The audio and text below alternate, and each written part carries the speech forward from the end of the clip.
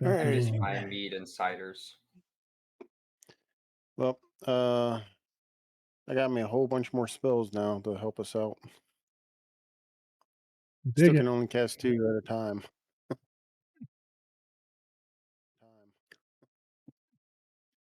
All right, we are streaming. Don't know if anybody's going to watch us tonight or not because we've been so haphazard and stuff.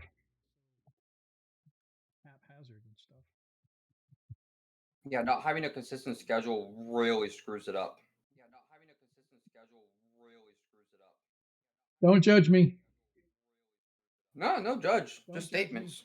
Yeah, that's one of the things that is always mentioned for anyone trying to become a successful streamer is you have to stay consistent to your schedule. Yep. I 100% agree, and I'm trying to do so. I 100% agree, and I'm trying to do so. Yeah, life sucks when you can't game all the time. Yeah, no. Whenever I retire, I'll just have a everyday stream.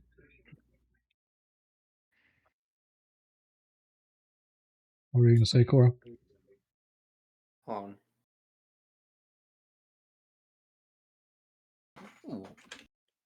Someone's writing a book for Armello for the Bandit Clan. Sorry, it's a digital board game that I really love to play. Anyway, so during your nights that you cannot make the stream, I don't know if you actually have a setup that lets you do it, but you should throw up reruns. Yeah, I was thinking about doing that. But I've never really looked into it much. So just in a big plaster, like so everyone knows it's a rerun. Just like rerun. Like if you find a set, if you know that there's a session that you really enjoyed, just play that session again. Like where I drowned to death. Now that you mention it, that was kind of fun. For everybody but me, I was like, oh, when make it to my picture. Whoever was playing the gnome, I think that was your son, if I recall, when he decided to suicide himself on the tree. Yes, Josh. Yes, that was, dude, just stop grabbing fruit. But I know it's going to be the right one this time. Okay. Or when Cecilia murdered Ragnar. That was hysterical. That was so... I don't think... I had no clue how the Rune Knight worked. That was my first time experiencing it, and I bet I'll put money now. You are staring at that cloud rune, waiting for me to use a nat 20 on her. Those were good times, that's for sure. If you haven't gone to see, go watch our Heroes of Christchurch campaign. That started out as Paranland Adventures, and then it shifted over to Heroes of Christchurch. But yeah, that was probably one of the more epic sessions that we had in that whole campaign. That was freaking awesome. This was one of those things that stuck with the campaign the entire way to the very end. So. All right, let's get this thing kicked off. What do you say? All right, okay.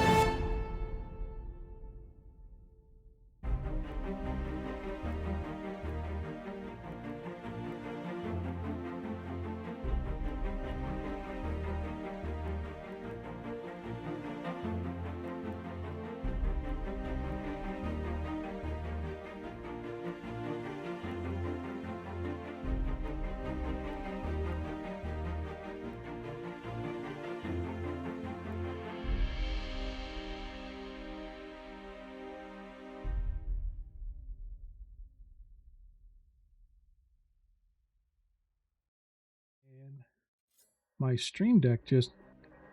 Whoa. What? Why did it start over? That was bizarre. Oh, if I don't get to it right away, it'll start recycling. But I looked down, I couldn't change my screen because my Stream Deck went blank. Like, what the heck happened?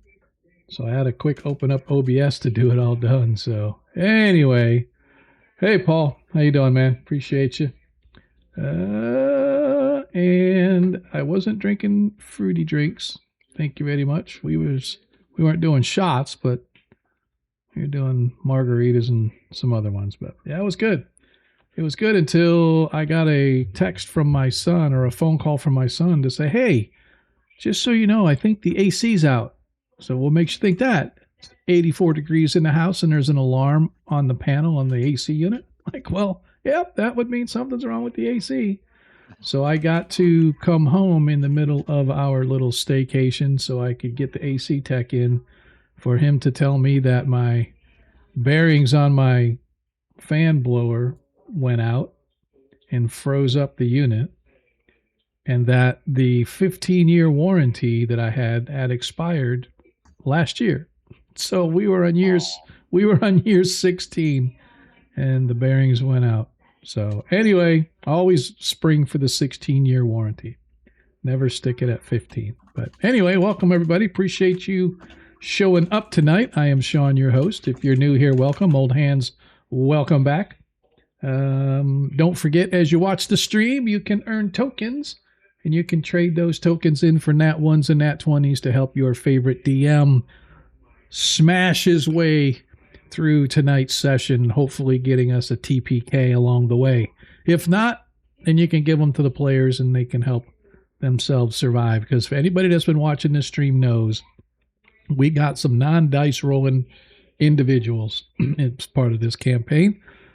So they can use every Nat 20 that they could get their hands on. But yeah, make sure that you get them in. Yeah, make sure you get them in early. They're only good for tonight's stream.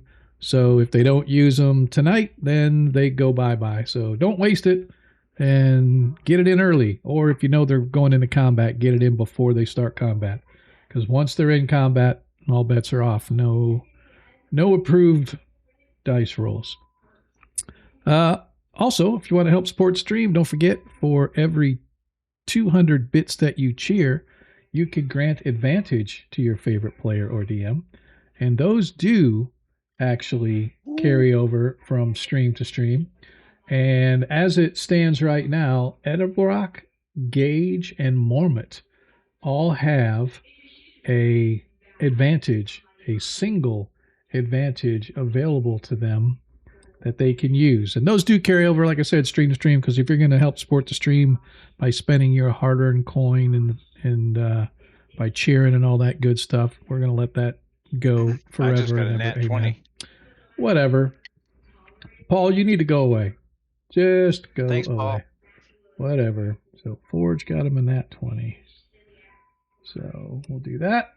And also, don't forget, if you really want to help support stream, we love if you would subscribe, because every little bit helps. But if you're not a subscriber type and you don't want to have to balance your budget by tracking how many different things you're subscribed to and how many auto pays you got to track and whatnot, I found out the hard way just how many of those I have, because had an issue with one of our bank cards and I had to get new cards for my wife and I. And so basically what I did is I just waited for the alerts to come through my email to say my payment failed.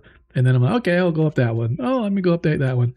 And yeah, they're still coming in. I got one today that I had to go update. So yeah, make sure if you're going to auto pay that you know when it is and how much it is. But like I said, if you don't want to have to do that, we do have a tip jar. Just go to our homepage at twitch.tv/AgoraQuest.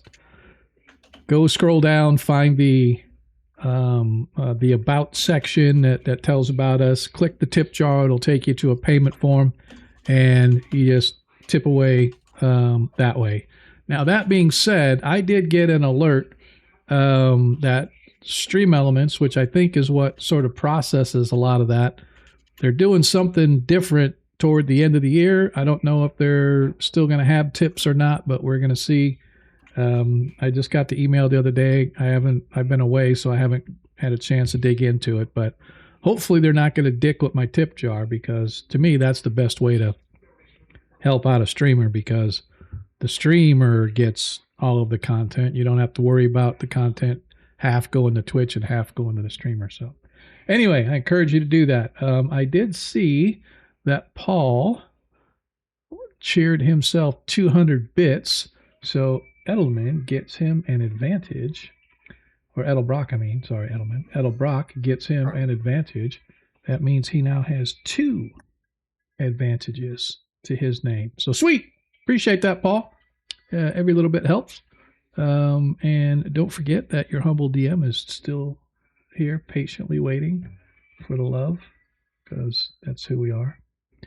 What else is there to talk about? Not much. So if you have been following the game, our party was stuck beneath Parrot Island, where they had been told that Vanthus Vanderboren, the younger sibling of Lavinia Vanderboren, who is the patron right now of our group of Tide Wardens, and I'm going to continue to use that name until they tell me otherwise.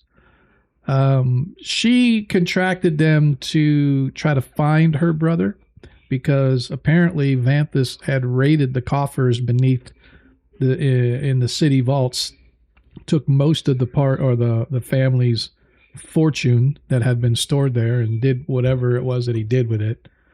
And so she asked that the party kind of find out where he's at, what's been going on. And after searching about town, a particular half-elf approached them and told them that Vanthus and some others were trying to rebuild the pirate coves underneath Parrot Island. Ages ago, apparently, pirates had used the caves beneath the Parrot Island to sort of run their smuggling operations, and so it had long since fallen into disrepair and disuse. And so, as I said, they received word that Vanthus was rebuilding it, and so they went to investigate, and lo and behold, it was actually a trap by whomever it was that wanted to get rid of the party, because not only were they stuck beneath Parrot Island, but the half-elf that had given them the information came tumbling down the entry chute after them, his throat having been cut. And so, unable to climb the rope ladder that originally led down because it had been cut and tossed down after them, the party elected to investigate all the caverns beneath Parrot Island, and they found a lot of things, including undead, giant crabs, a couple of sea humanoid creatures that actually aided them in getting out of the place, because the party sort of cleared the way from one end of the complex to the other. And so these sea humanoid creatures found the way out. And in the interim, the party, during their investigation, found the body of Penkis. And apparently Penkis at one time had been the cohort of Vanthus Vanderboren. And Penkis had been killed by one of the undead down below. And he looked like he had been infected with some kind of a rotting disease. And on him was a note that the party read. And for those that don't remember, I'm going to open up the notes again, just so I can kind of read it so that everybody knows it. And it says essentially this: these bones once be Penkis, so if you read this, I be dead, laid low by the sick, put on me by that foul dead thing. Yet even as my flesh racks, know 'twas not the dead what brought me doom, but one till recently I had called friend. Vanthus Vanderboren, your name fills me with the bile. spineless, treacherous cur, you left us all here to die. You left me here to die. After all what I'd done to get you in the Lotus. Your designs on the Lady of the Lotus be clear now, and with meself out the way, ye doubtless move even now into power, slithering amid my vacancy like a hermit crab in a shell or a cadaver worm to still warm flesh. Curse upon ye. To the one what reads this, if ye have any honor or vengeance in your soul, know that Vanthus must die. He dwells in the lap of the Lotus below the Taxidermists' Hall. Seek him there. But 'fore he dies, he must ken it were Pancus what undid him and guides your killing blow. And if by some cruel spite of fate it be ye what reads this, Vanthus, know with certainty I wait for ye in hells, where I intend to rival the pit itself in your torment. And so the party found that note, and as well, they found quite a bit of treasure that they managed to extricate from the dungeons below. An old pirate treasure store that apparently had gone unremembered for hundreds of years, or however long it was. And so the sea creatures that they found below led them through the watery tunnels. They all managed to make it except our favorite hobgoblin, Edlebrock, who just as he was about to be able to break through to the surface, the last of the air in his lungs gave out, and he began to sink slowly back to the bottom of the channel. But his comrades managed to snatch him up and yank him back up to the top, where he was, in fact, revived by our very own dwarven healer, Forge.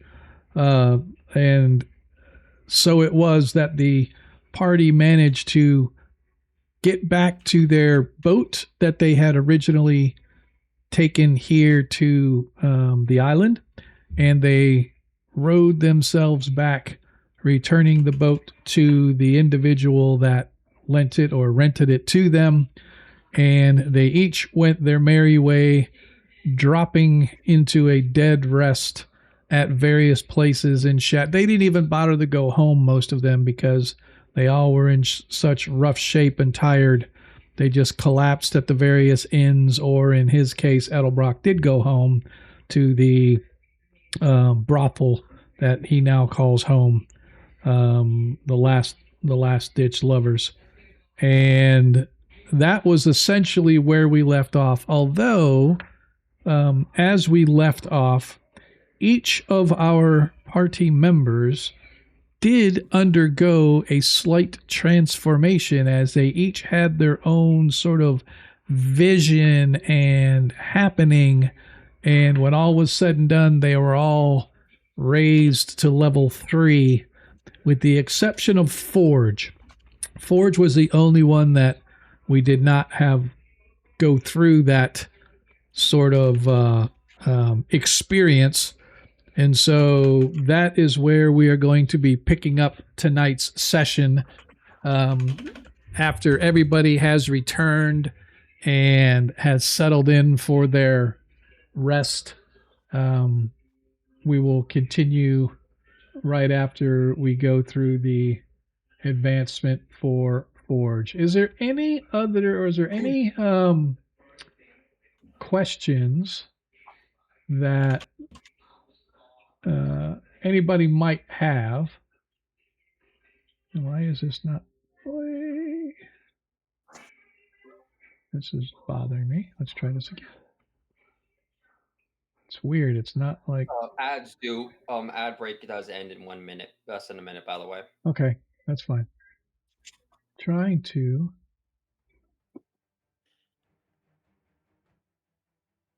Weird.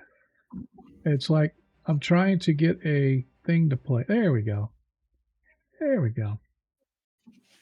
That's where I wanted it to be. Okay. So, let me see where we are.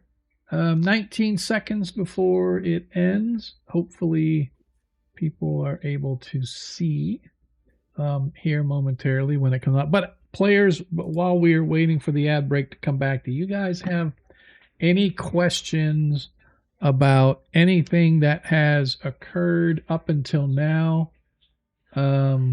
Is there anything that we need to cover ahead of time before we get into tonight's game? Did we reach level 4 as well? Like in the 3 weeks we were out. No. I let me check. No, nothing in my notes here. Nothing in my notes here saying anything about level 4. Maybe you just forgot to write it down. I could be. I am a forgetful old man. But with that said, let's kick off tonight's episode. Episode 7, I think. So I looked out on YouTube and I was looking at all the videos that got exported. And I do recall something happened on one of our sessions. And I exported it, but it only exported like the 9-minute one. So we had something happen. And then we got bumped and kicked. And I had to restart everything. And when I exported, apparently I only exported the like 9-minute instead of the full 3-hour one. So there's actually a session missing out on YouTube. So session 5 is missing. So last time was session 6. This one is session 7. And I'll bet you I forgot to change the stream information. I sure did. It's still saying it's the last Echo of Stone. So let me... Man, I am just so...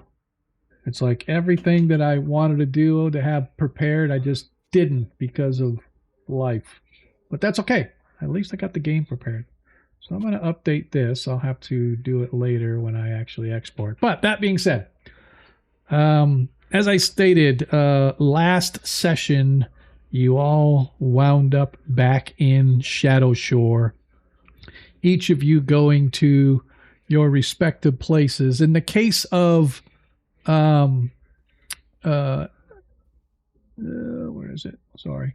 In the case of Edlebrock, he went home to the Last Ditch Lovers. In the case of Mormont, he just kind of went and hung out at the top of whatever establishment he managed to find. And I believe that... Gage got a room here too. Yeah, Gage and Forge. Yeah, Gage and Forge went to Coffin Squatters, and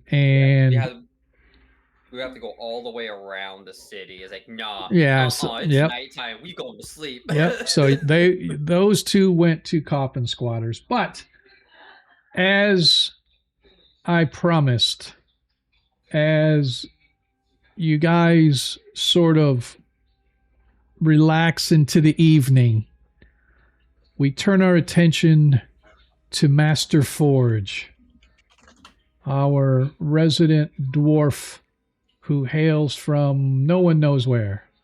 But Forge Flintfire, you settle into your room here in the Shadow Shore district. Not really sure that you like the environment, but you never cared much for this part of town. The district itself smells of rotting wood, tar, and stale ale, and the sort of desperation that settles into a place that never quite leaves you once you got it on you. Even now, long after sunset and you and your friends have returned, muffled voices drift through the crooked streets outside the Coffin Squatter Inn where you and Gage have purchased your room for the night. Somewhere nearby, a drunken sailor is singing a tune that was likely murdered several verses ago. A dog barks, a bottle shatters. Then the night once again settles. It's not the merchant district, that's for sure, where sailors gather to swap honest stories of storms in distant ports, and nor is it the champions district where a warrior can look another in the eye and know exactly where he stands. Rain has stained the ceiling overhead in your room.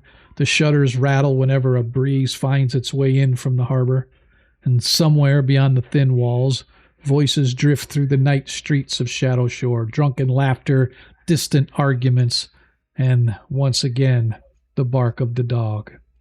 It's not the sort of place you'd normally choose, but hell, a bed's a bed. Given the option, you'd much rather be in the Champions District with a tankard in your hand and a sound of steel ringing from the arena grounds. But tonight, it hardly matters. You're tired. The kind of tired that settles in your bones. The kind of tired that you have earned. The escape beneath Parrot Island left the entire company battered, soaked, and exhausted in ways that no amount of coin could immediately remedy. You had emerged from the sea caves and the darkened reaches of Shadow Shore, more grateful to be breathing than concerned with where you might sleep. Under ordinary circumstances, you'd never have chosen to remain here. Like I said, Shadow Shore is a place of sagging buildings, muddy alleys, and hard luck.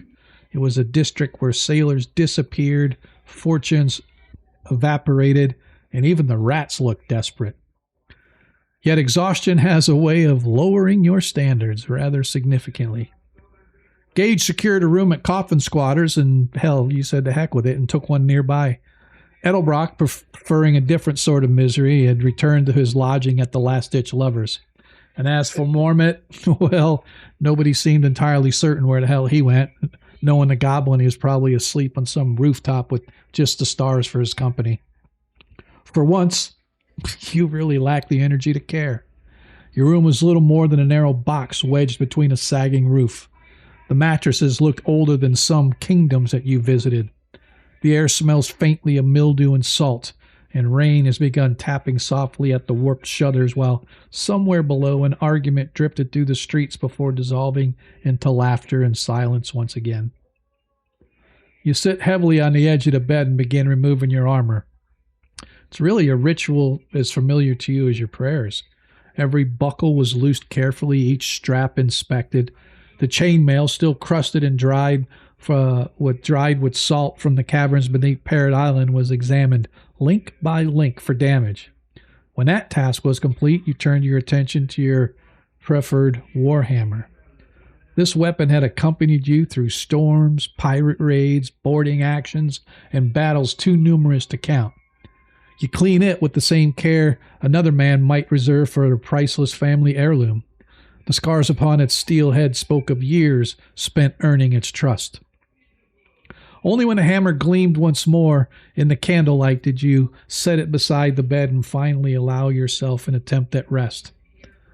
The room you are in is completely silent save for the soft patter of rain on the windowsill outside. In that silence, you let your thoughts begin to wander, drifting backward across the years and leagues of ocean, returning to places you had not considered in some time. You remember the mountain hold of your youth, buried deep beneath stone and tradition. You remember the old warriors whose stories had filled your childhood, memories of a small forge smoke drifting through ancient halls and the sound of hammers echoing through the rock as the clan toiled and sweated through the expanse of their lives. Most of all, you remember leaving. Not that you ever regretted the decision. Well, not truly. Yeah, there were moments, usually during the quiet hours between battles, such as now, when you found yourself wondering what life might have been had you remained. Would you have become a defender of the hold, a captain of warriors, perhaps a keeper of clan traditions? But questions such as these are surely folly. They can provide no answers, no matter the effort. The sea had claimed you long ago. Its storms have become your storms. Its battles became your battles. Its endless horizons have become your home. Yet memories lingered all the same, eventually giving way to newer ones. Parrot Island, the concealed trapdoor, the ancient pirate caves, the betrayal of the half-elf who, ironically, was also betrayed and tossed down the shaft to join you. The undead pirates, the savage undead priest lurking within the forgotten tunnels, the sea spawn rising from the black water. Then came a memory you could not escape. The flooded passage, the desperate swim, the crushing darkness, and Edlebrock. You remember breaking through the surface, gasping for breath, and seeing Gage struggling to keep both himself and the hobgoblin afloat. You remember dragging the body over to the stone, remember clinging to the rock beside him. The memory remained sharp because there had been no uncertainty. Edlebrock had drowned. You had seen enough death to recognize it. The hobgoblin's chest had been still, his eyes had been closed, his skin had already begun to take on that terrible emptiness known to every soldier and sailor. And yet you still prayed. Not because you expected success, nor because you believed miracle was owed.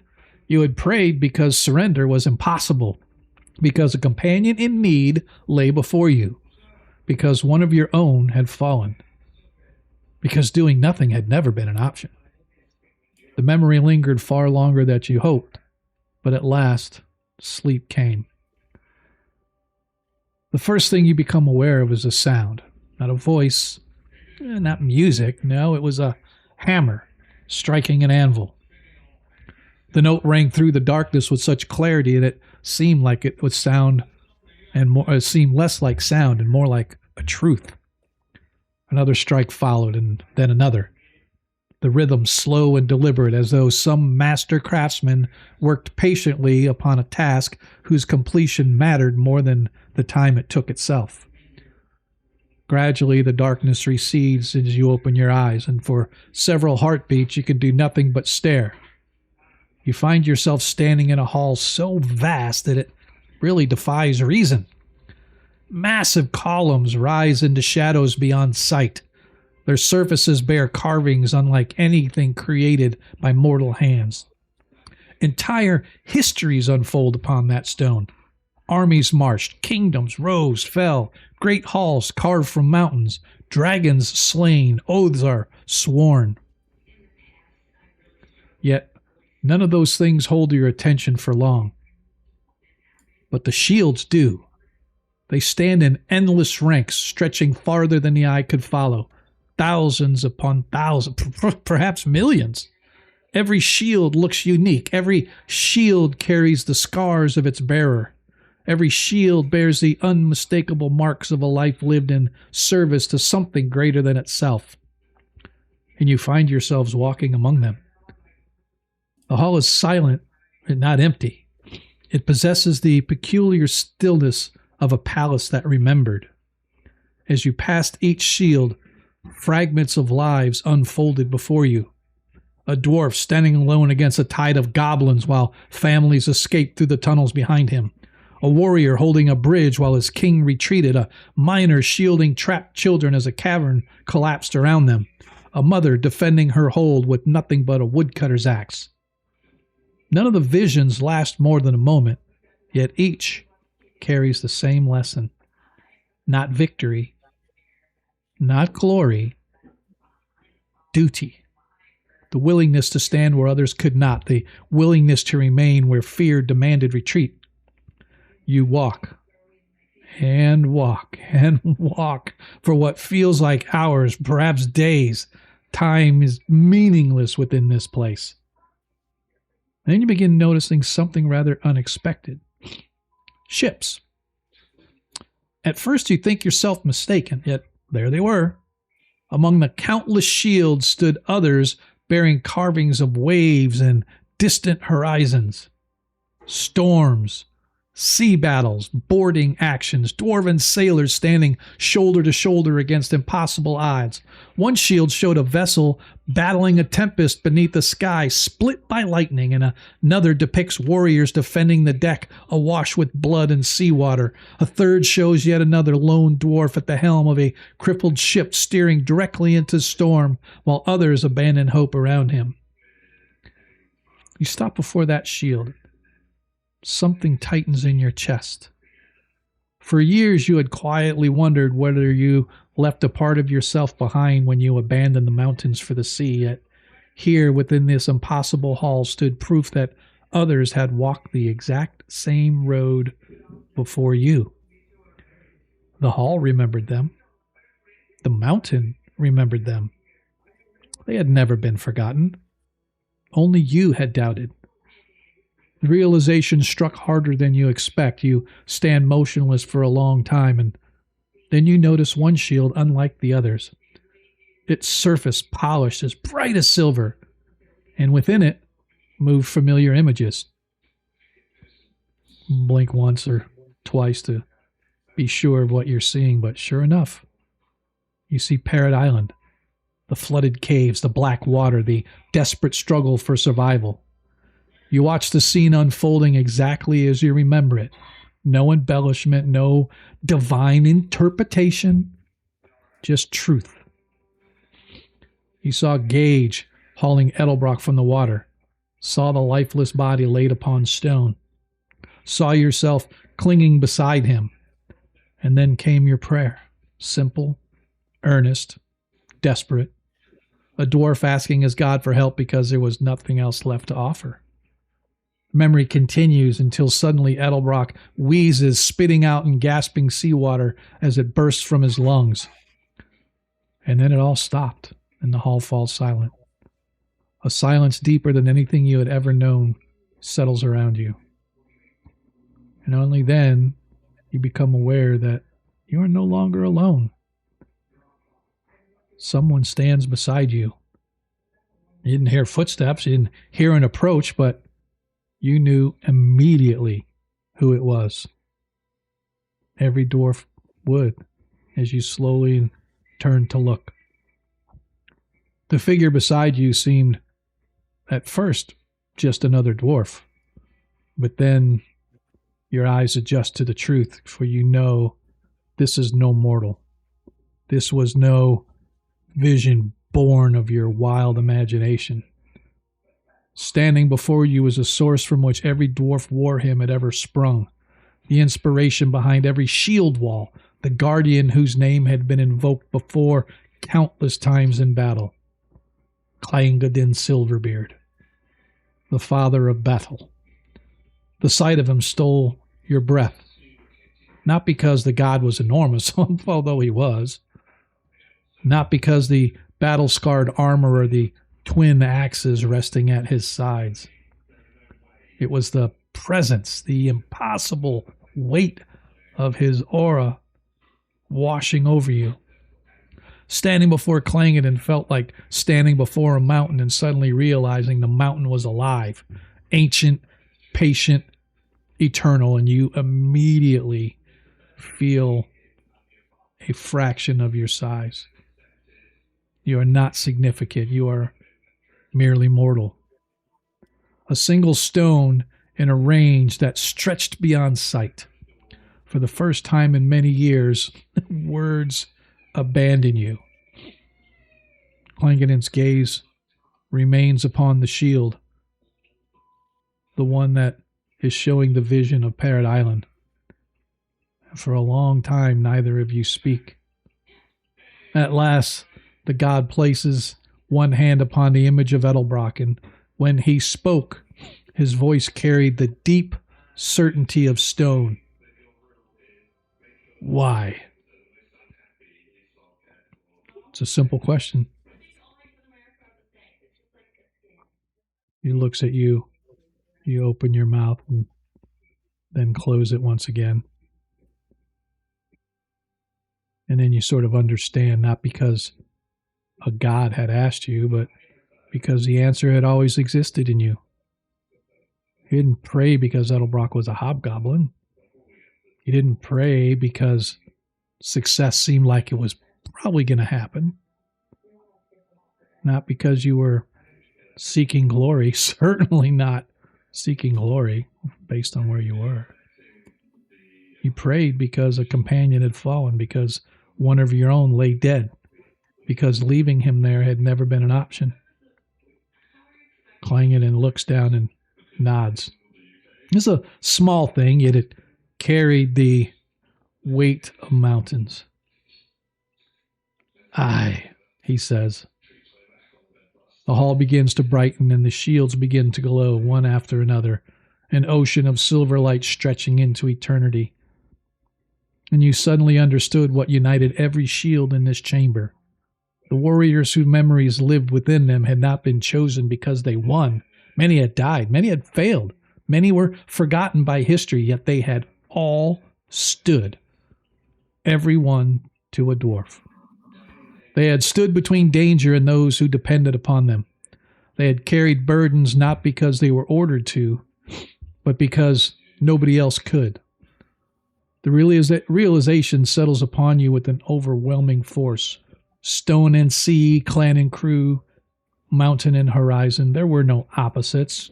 There never had been. The place did not matter, only the choice, only the willingness. Clangeddin turns his eyes toward you at last. And you, for lack of a better term, you see pride in the god's eyes. Not the pride of a ruler, the pride of a master seeing a lesson finally understood.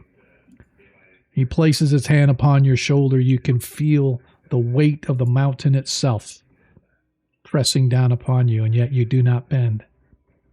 And in that moment, surrounded by the memory of every warrior who had ever chosen duty over fear, you felt something awaken in you. Not new power, not a gift, a recognition, a certainty that you had been walking the right road all along. And somewhere beyond the endless ranks of shields, the sound of hammers rang once more through the hall of the Father of Battle, and he welcomed another shield bearer into his memory. This is as you take the last of it in, you suddenly start awake once again in the room in Shadow Shore on the second floor of this coffin squatter inn. The rain still pitter-pattering on your windowsill, but there's a light coming through your window now, and you realize that you have been asleep for quite some time as the sun is rising up. You sort of glance down, and your eyes immediately become wide as you look at the symbol that you have been carrying your entire life that you can remember. The symbol to Clangeddin Silverbeard is no longer this sort of old, worn emblem. It is a emblem made of the most precious of metals. You immediately recognize the platinum that it is made of, as if it's brand new, hanging there about your neck. And that is where we are going to end the advancement of Forge Flintfire from 2nd to 3rd level, and that brings everybody up to speed. I know Edlebrock said he had to step out for just a second. I'm sorry, I was a little long-winded, but I wanted to make sure that Forge got his advancement in. Any questions about the scene that you just went through? Any comments that you have about the scene that you went through? I'm just going to say I'm going to take a knee and say a silent prayer. Okay. When all of you manage to rise the following morning, you work your way, as you had told one another, over to the where am I? Oh, over to the Rusty Pirate. I was like, where'd we go again? It's been so long, I can't remember the name of these places. But you guys find yourselves back in the Rusty Pirate once again to, I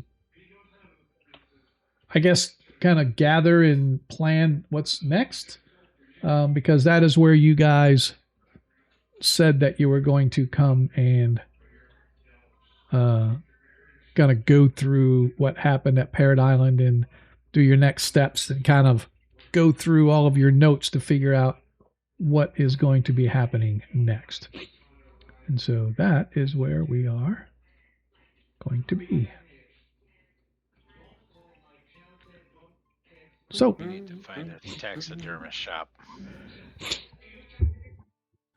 what about the lady? Should we go see her? As Mormont asks.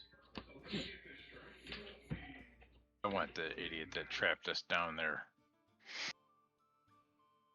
You think it was him? Well, if I recall, the person that told us to go there was also dumped down there with us. You think it was him? No. I think he told someone about us, and then No. he got killed for it. I know, but do you think it was him that killed him? You know, the lady's brother.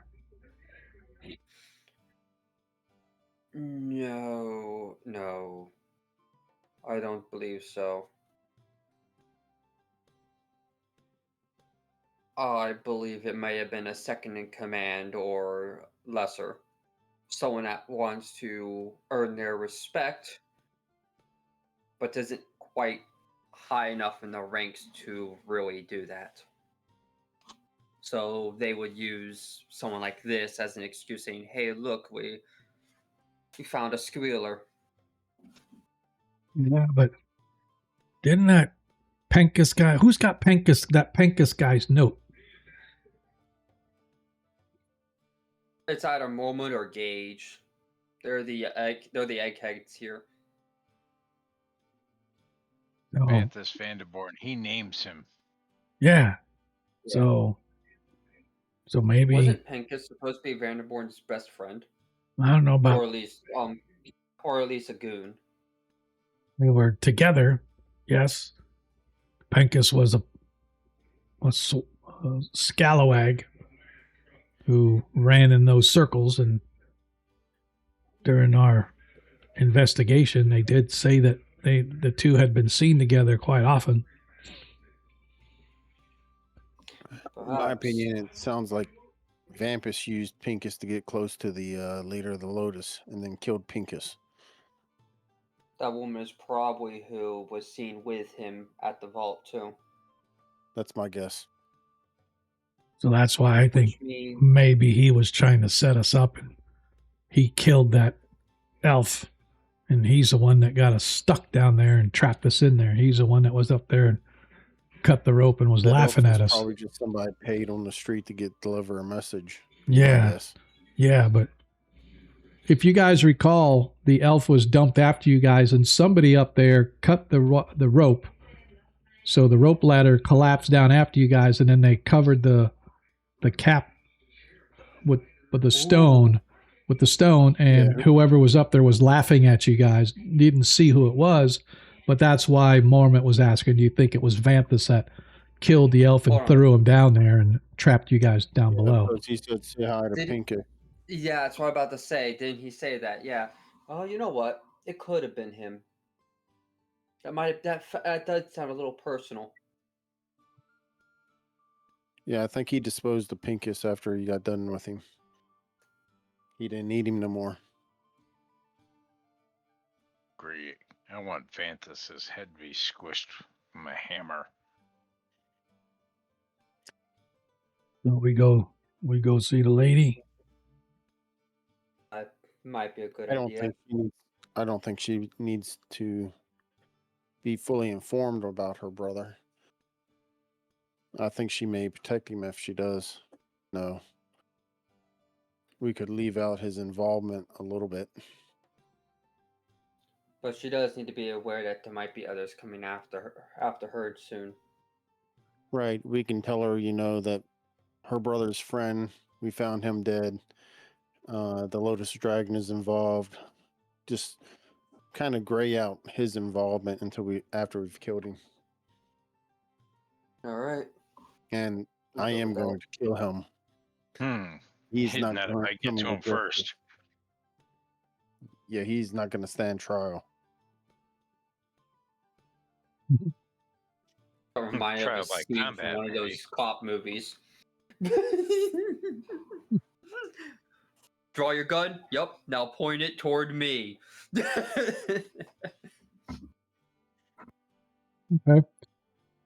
So you guys spend your early morning here, I am assuming, just sort of catching up, going through your morning routine, breakfasts, etc., etc.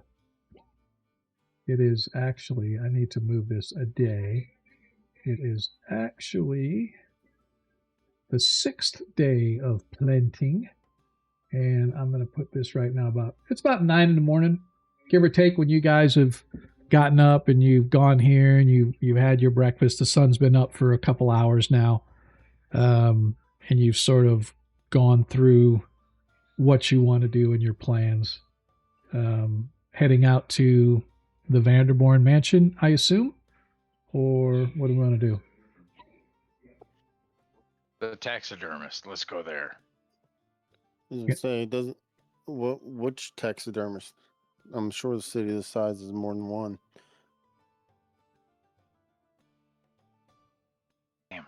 Trying to remember. Because it's below the taxidermist shop. I remember that part. Ugh, Yep. Well, I got I a mean, bad memory. yeah, that's all right. Well, I mean, we can still go check in with the lady and see what she wants. She is sort of paying our bills. And then we can find wherever the taxidermist shop is and hit that after Right. and get it knocked out. I mean, it's up to you guys. I mean, whatever you guys want to do, I'll just throw in. Go talk to the lady. Talk to the lady first. We sure? Because finding the taxidermist shop probably wouldn't be hard. So I'm good with talking with her first, give her the report, okay. and then we move on. Okay. Do we know do we know the relative area for the shop? So I am going to say, each of you give me a survival check.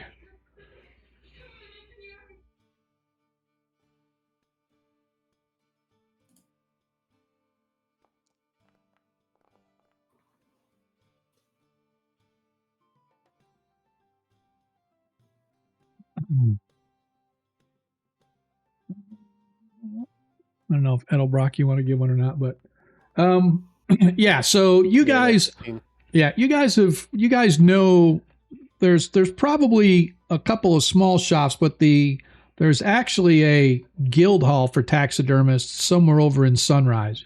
Never been there before, but you know it's over in Sunrise somewhere. So Can you remind me what the taxidermy shop was for again? So apparently, according to the note, if you guys go and look at handouts under Pankus note, which let me double check, everybody should have Observer to. It says, I've seen it earlier. Yeah, it says that he dwells in the lap of the lotus below the taxidermist hall. So apparently the hideout of all the Lotus Dragon Guild or Club or whatever you want to call it, is beneath the Taxidermists Guildhall. Gage pauses a moment and goes, would it be a terrible idea to collect a couple extra cell swords for this? I'm not doing this strictly for a paycheck. At this point, it sounds like it's a bit personal, and, well, having some meat in the front might be a good idea for going against them directly. I have been considering on paying someone to hold a shield in front of me. How much? That's a good point. We are kind of mercenaries. How much would it cost to hire a sellsword? Is there like a job board or something that have people for hire? So there are like usually on the guild halls, on some of the different guild halls, they have job boards, and over in the Champions District, there is a guild of mercenaries that probably would be like a place to look. I'd have to find where it is specifically. But considering we just got a wealth of coin, I think we can spare to hire a couple extra meat shields in the front. Well, I need to buy a house. That's fine. I can handle most of the. I can handle most of the payment if you need. I mean, If need be. I'll pay for somebody to stand in front of me with a shield. I don't have a problem with that.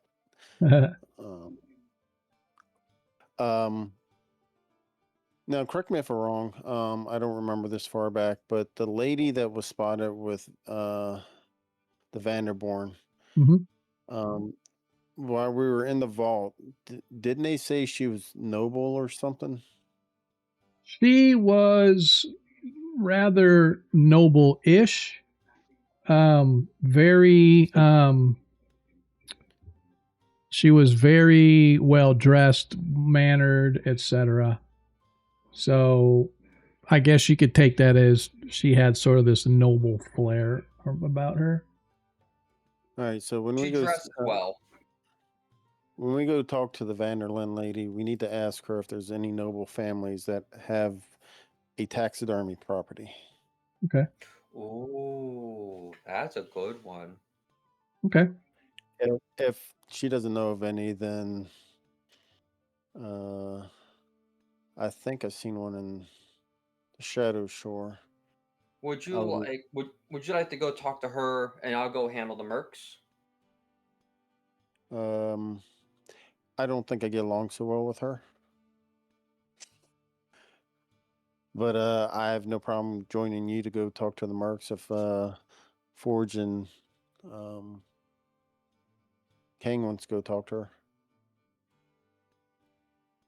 Correct me if I'm wrong, Sean. Gage's backstory: his family are sellswords, correct? Yeah, yes, his mom and dad were very big in the adventurers world, and then they created sort of a training academy for fighters. So he would have very relevant knowledge in how that operates and be able to get a fair price in that. Yeah, I would say that'd be. I could say that. Haggling may not be his best state, but he'll at least know if they're ripping him off or not. Yeah. I might have been wrong. The only thing I seen the Shadow Shore is a House of Science, which is a freak show and museum of oddities. I don't see anything that says anything about taxidermy. It might not be marked. I know that not a lot I of didn't- stuff was marked. Where is I Shadow Shore, by the way? well, I didn't say it was Is in that Shadow that- Shore. No, I assumed it was Shadow Shore because the No. I have two options. It's either going to be in the Shadow Shore because of the Lotus Dragon, or it's going to be a property of one of the nobles. So Shadow Shore is this small strip of land on the outside of the Champions District here that I'm tapping on the Do you map. have the tavern? Oh wait, Sasserine. I can just go straight to that map. That's right. Yeah, I can do that now. Okay. yeah, Champions. Is it the like the darkened app right there? Okay. yeah. I So had a hunch there. so that's Shadow Shore. But I said the taxidermist. You guys all know it's in over. Sunrise. It's in Sunrise somewhere, and Sunrise is on the south side of the Merchant District, so it's on the south side of town. And Is I there have only my one printed taxidermist maps. in town? What's that? Can you ping that for Is me that- as well? Sorry. Well, Merchant District is right here in the center where all the yellow Okay. tokens are. And Sunrise is in the south down here where all the green tokens are. But you guys Okay. don't know where anything is specifically. Even though you Is, can mouse uh, over and see things, it's not necessarily something you know off the top of your head. So That's an So arena. I That's was slightly Champions District. AFK. So is there only one taxidermist in the city? there's probably some smaller ones, but he actually said the Taxidermists Hall, which leads you to believe it's a guild of Oh. taxidermy, and there is only one guild hall of taxidermy in town. Okay.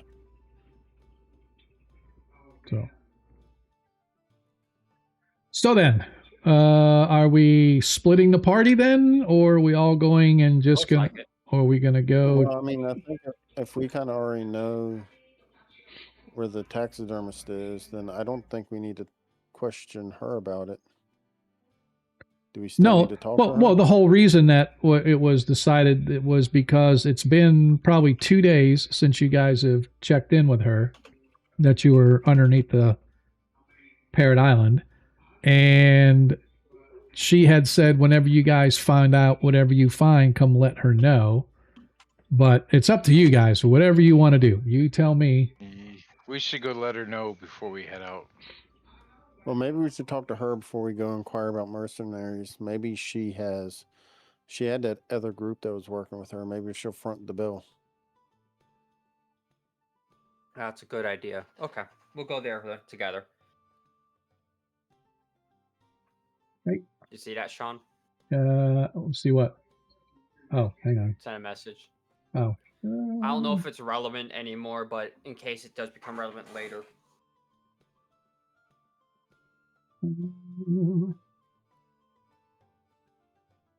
Dead Dog Alley is where the taxidermist is? Of course it is.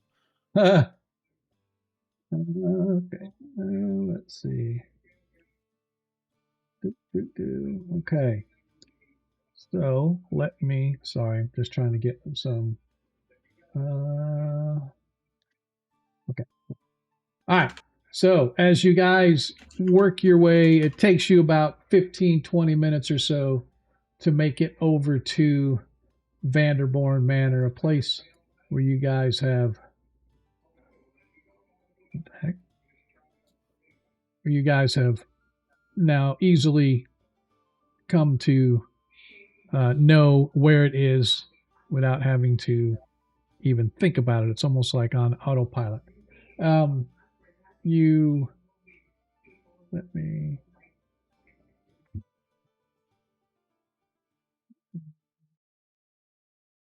Okay, let's try this again. Go gadget map changer. There we go. As you guys are brought in and once again are in Lady Vanderboren's company. Why is I tell you what, man, Forge is really screwing up. It's like, Hey, I'm not trying to. yeah, sorry. Forge, the game Did system. anyone else hear Mike completely shatter when he was trying to speak? Yep. I am looking here. Sorry, I need to go and update the token on this because I'm looking at this. I'm like, why is So she's not supposed to look that old. No, it's like that is the token for the halfling, her halfling servant. And I'm like, why? And it does this to me all the time. It's like I'll go to open up a token and suddenly it changes into some other token. But anyway, you guys meet at Lavinia's home, and she is ecstatic to see you guys actually here because it's been a while since you have been here. And as soon as she sees you, she rushes in. Where have you been? It's been 2 days. I feared the worst. Please tell me, what did you find? Were you able to find my brother? We've encountered difficulties with the Lotus. Because I don't understand the Lotus. What do you mean? The Lotus Dragons. Yes. Yes, I've heard them. They trapped us in a dungeon over on Parrot Island. My Took us a goodness. little while to get out. My goodness. So then you have not heard yet. Heard about what? The harbor master. He was killed just last night.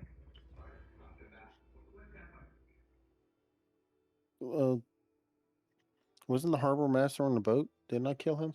No. The guys that you killed on the boat were a crew that worked for the harbor master, in that they took control of vessels that still had liens against them and whatnot.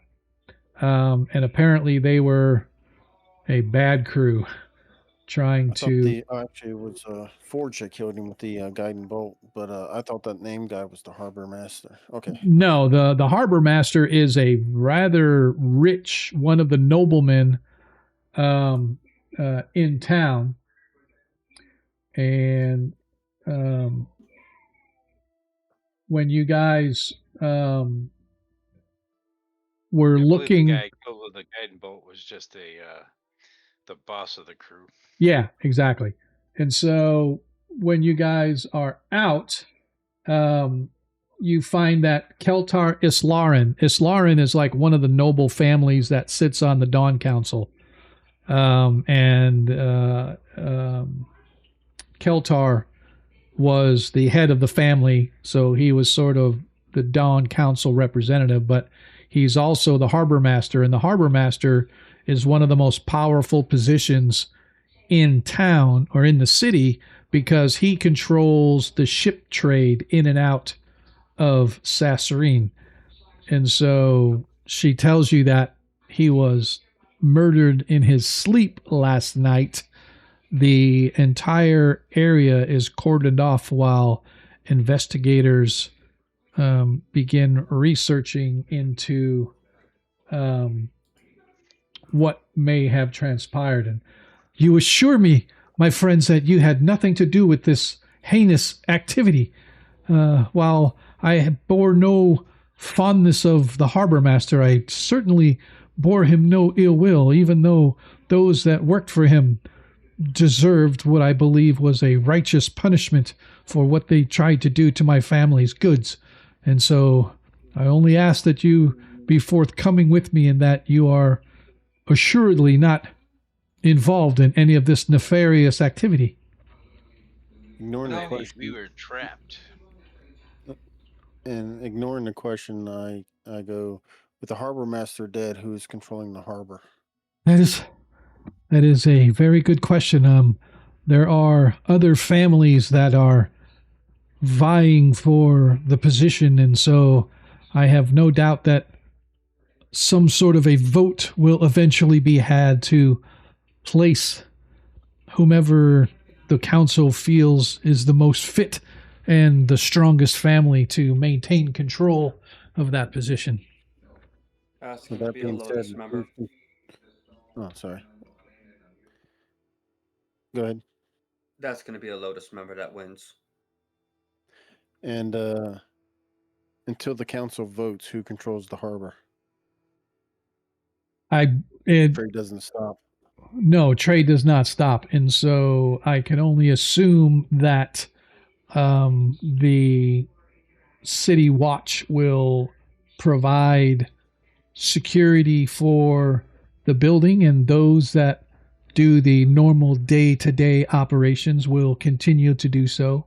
They have a hierarchy of management like any other business, the harbor master being the full control, and then of course the various general managers and shift managers and shift leaders that would run any business would continue to do so. But I do not know the ins and workings of their chain of command hierarchy. So, but I can only assume it's something like that.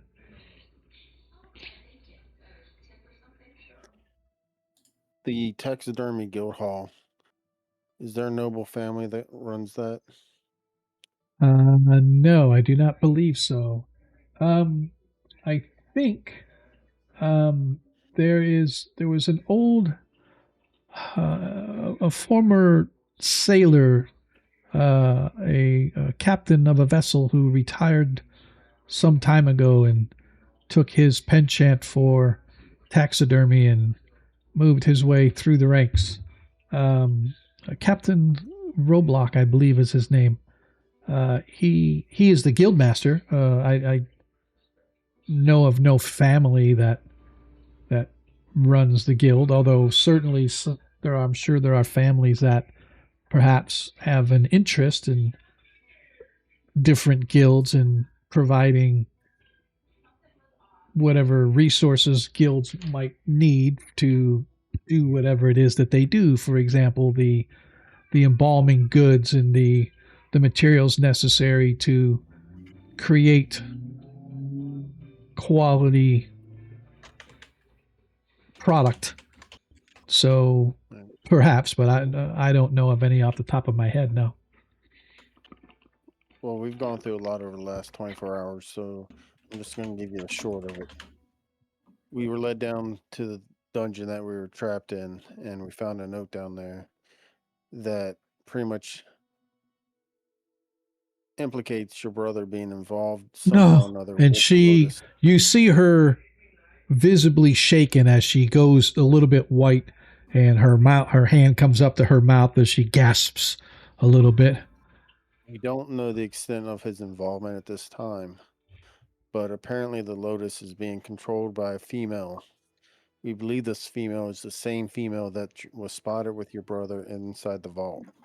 Did it name a name? May I see this note? Do you have it? I do not have the note. Provide As the note. what's that? I said provide the note to her. Okay, as she looks at it and takes the note, and she sort of, there's this Pencus fellow. Pincus is dead. He was a friend of my brother. No, a friend would be putting it too strongly. He was I think he was a definitely of contact. ill repute. I think he was a contact within the Lotus. I think he's the one that might have been recruiting your brother or getting your brother entangled in with the Lotus. I don't know the extent of it. So we do not know who this Pencus fellow was then, other than he was associated with my brother somehow. All I can Yes. tell you is he's a corpse now. This is. He's just some scumbag that lived on the docks down in Shadow Shore. I am extremely, extremely sorry, my friends, that you had to endure what it was that you endured. But I see that you have all managed to come back in at least one piece, as they say. And so the gods be praised for that. You have to understand this information we just shared with you, you've got to keep to yourself. We were questioning about your brother when we were led into this trap. It's hard to say what they'll do to you if they find out you know more than what you should. Yes. That's good. So tell me, what is there? Well, first of all, if my brother is involved, and I would beseech you that you continue your efforts to see if you can find him and bring him to reason. We're not even sure he's alive still. Well, if his usefulness may have passed too. My brother has not always been a bad person. I fear that perhaps he is getting himself in deeper than maybe he thought. He was most upset at the reading of my father's will when he discovered that he was not going to be getting any of the fortunes that he had thought were due to him. And so I understand his anger, and perhaps this is his way of lashing out like a rebellious child, trying to prove that he can do things his own way. And regardless, if all I ask is that if he is able to be redeemed, that you bring him in alive. And if he leaves you no choice, I just ask that you be merciful and quick. Gage's head pops up as Hub Harry throws natural 20s at this group like it's the 4th of July. Thank you, sir. His head kind of perks up and goes, okay, two things. According to Pencus and according to the Vault Keeper, he was with this woman, and he's interested in this woman. It sounds like, trying to get with her. Second, if he is in fact involved in the Lotus, as this note implies, he points to Vanderboren. Your resources and funds, the Vanderboren family, has directly contributed to the Lotus and their actions.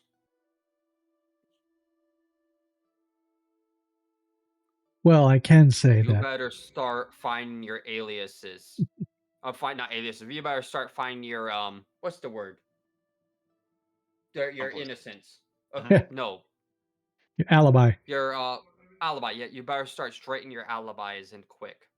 Well, Because if anything comes up that pins any funding to the Lotus on the Vanderboren family, they're gonna come talking to you. yes, and I quite assure you that I am able to handle myself. However, your concern is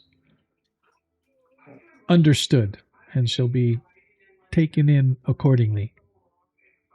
Well, for your own safety, I would start distancing yourself from your brother publicly until we find out what his involvement is. That is probably not a bad idea, but he is my brother. I am not Right. just going to abandon him to whatever fates may decide. If there is an ounce of Publicly you abandoning, privately you supporting, that's fine. But for your own benefit, you probably should definitely not. And safety. And safety. If they deem you a threat, they may try to eliminate you. yes, I understand this. And if the money trail comes back to the Vanderborn, you need to protect yourself. Well, as I said, What I choices can. your brother has made is his choices at this moment. What's that? I said, whatever choices your brother may have made, they're his choices at the moment. This is true. This is true. Before we go any further, I need everybody except Forge to give me a D20, please. Just a straight up D20 roll. Oh yeah, we're good at those guys. Let's go. That's a 12, isn't it? Ooh, It I was a got 12. another It is a 20. 20. Thanks, Harry. So that means that Mormont also got the other nat 20. So Mormont has a nat 20. Forge, you now have 2. Actually, 1, because that one was carried over from last time, I think, wasn't it? No, Oh, I got that's one. right. At the You got one beginning of earlier. this. That's right. Yep, that's right. I cleared them all out of it. Okay, so Forge has 2. Mormont has 1. Thanks. Appreciate you, Ian. Everybody out there, you see Hub. Hub is our halfling from our 1E game on Mondays. So we'll be back next Monday. So you can watch Glad Hub. you can make it. Hub and his hairy feet as he's out Fail. there polishing his toes and toenails. So back to the content at hand. As she looks at all of you, well, you all don't look any worse for wear. I am glad that you were able to come back in one piece. I do so apologize if my brother was involved in your entrapment in the old sea caves. You We wouldn't didn't have. see whoever trapped us, so we can't say. Yes, but if my brother's involved with the Lotus Dragons and then they were ones that were involved in entrapping you, I can only assume that the trail includes him as well. So just to make sure. We're not even 100% sure he's involved with them. It was just they came after us after we were trying to find him, Right. asking around about him. Oh, I see. So perhaps they are looking for him as well, and they wish you to not get there first. So it could be that my brother is a victim in all of this. He could be a victim, This which Forge means grumbles over there. which means he may not be alive. They seem to be cutting loose ends out. As she looks back at you with her face she's still pale, but at that comment she sort of steels herself a little bit. I refuse to believe that, sir. I can feel it. He is alive. And once you find him, I assure you we will be able to get to the bottom of this once and for all. I promise you one thing, I will find him. Well, I thank you for your efforts. I thank you for your efforts. Go ahead, On the Gage. notes of that, you wouldn't happen to have any cell swords aside from us under your employment that we could borrow? No, I do not. However, we can always petition the Warriors Guild to provide some cell swords. They are not too expensive, usually 1 or 2 gold coins per day of conscription. How long do you need them for? Petition sounds long. Beg your pardon? Petition sounds long. How long No, will no, this no, take? no. Usually, if within a day, we can go over to the Champions District and We'll need them. I'll make sure that they know how to use the ones that we want are more ones that focus around shields, What do you mean? particularly strong defenders. Right. Yeah, there are some there are some people that specialize really well with shields, specifically to defend other people. Considering a large portion of our party are actually casters, of some variety. Having defensive fighters will be having defensive style fighters would be much better than just muscle. Well, I mean, I don't know if we can find specialists like you ask, but if you head over to Zelkaroons over in the Champions District, that houses the guild of fighters, I am sure that you can. Yeah. They have a rather large engagement of warriors that sharpen their skills within the arena, hire out for protective services for various expeditions into the jungles to the south, as well as the fire hills to the west. And so I am sure that whatever you might be looking for can be found relatively quickly and relatively inexpensively.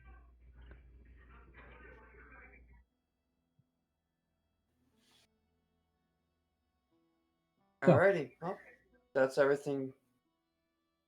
I believe that's everything we need to worry about.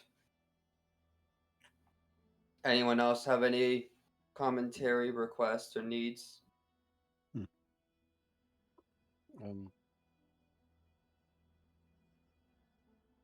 No, but was she paying us monthly or daily? Yes. I don't remember. Yeah. It's monthly.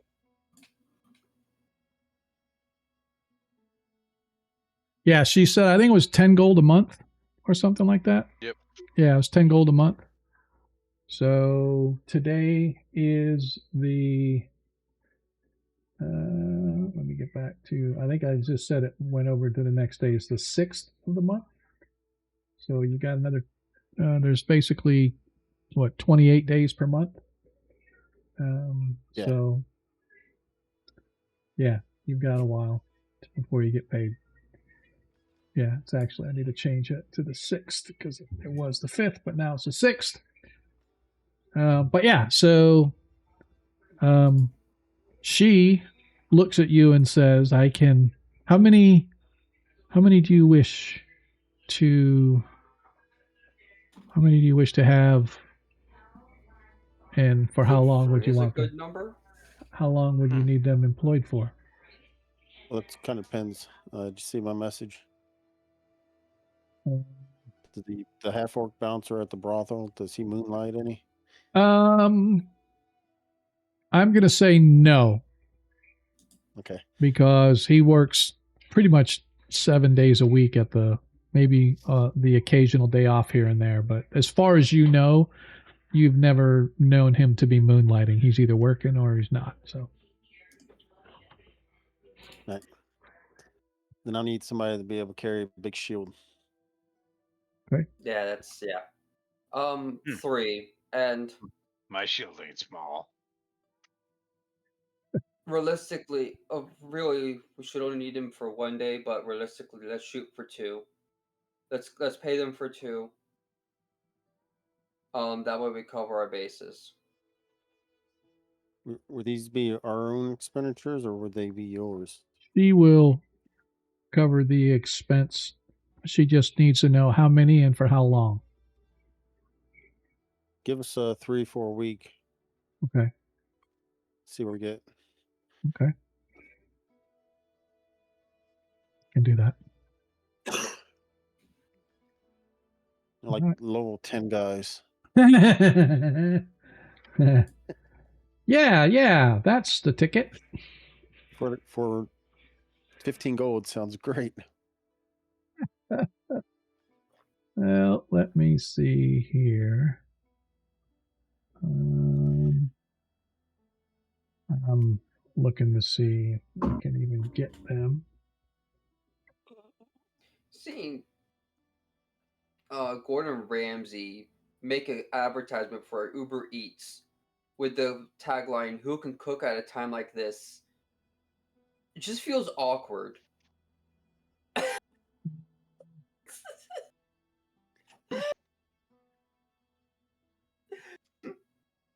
There we go. I know it's for ball games and stuff, but still, it's like the guy is a chef. All right, I am going to. I need to drop them on a map here so that I can then add them later. It'll be All right, default guards. yeah. All right, so So, what do you guys want to do in the interim? Because it's going to take her a day in order to get you guys. Oops. Bye-bye. That was funny. It's going to take her a day or so to get you guys hooked up. So if you want to come back tomorrow afternoon sometime, she could probably have some here. She'll just need to send word over to the guild, let them know what she needs. They can provide whomever to you guys. And you said 3 for a week? Right? Yeah, that should work. Yeah. Yeah, that'll work. So, what do we want to do in the interim? Anything else that you need to discuss with Lady Vanderboren? She just reiterates to you, please, gentlemen, I just wish to say, if you find my brother in the cahoots with this gang of hoodlums and ne'er-do-wells, and you are able to retrieve him and bring him to the authorities alive, I would very much appreciate it, but I do understand how sometimes things may not be helped, and if he is given no choice, all I ask is that you make it quick and painless as possible. Or I should say merciful and quick, not painless, merciful. We will do what we can. I'll try to wrap him on the head and knock him out. Thank you, good dwarf. I shall be ever in your debt, should you do so. Okay. And with that, we are off to see the wizard. Where are we going? The Wonderful Wizard of Oz. Well, I think should take a little walk through Sunrise area, just to reconnoiter. Okay. Flaunt that we're still alive. Of course, if we're going to go to a taxidermist shop, maybe we should go hunting and find something that they can actually stuff for us to give us a reason to actually be there. That would be smart. Just saying. Let's do that. Let's go on a hunting trip. Yeah.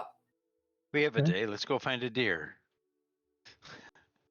All right. So if you guys so desire to get out of town, it would be at the very western side.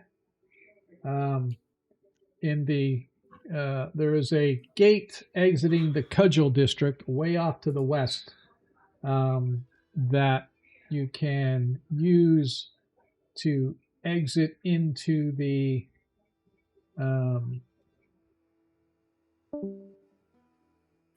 Bye.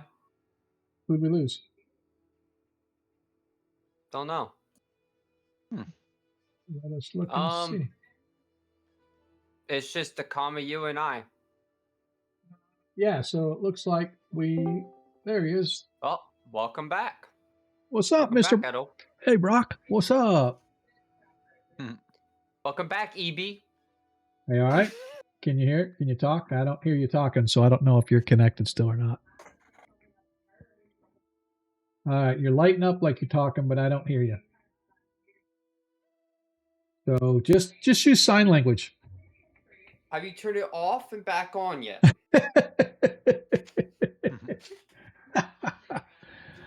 So, are you guys, while Mace tries to get his mic working again, are you guys literally going to go outside town and try to go do a little hunting?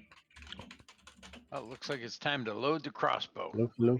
There you are. Yeah. There you Hey, are. welcome back. Yeah, I don't know what happened there. I've been talking for a while, but nobody seemed to notice. No, we did not. We did not notice at all. Sorry.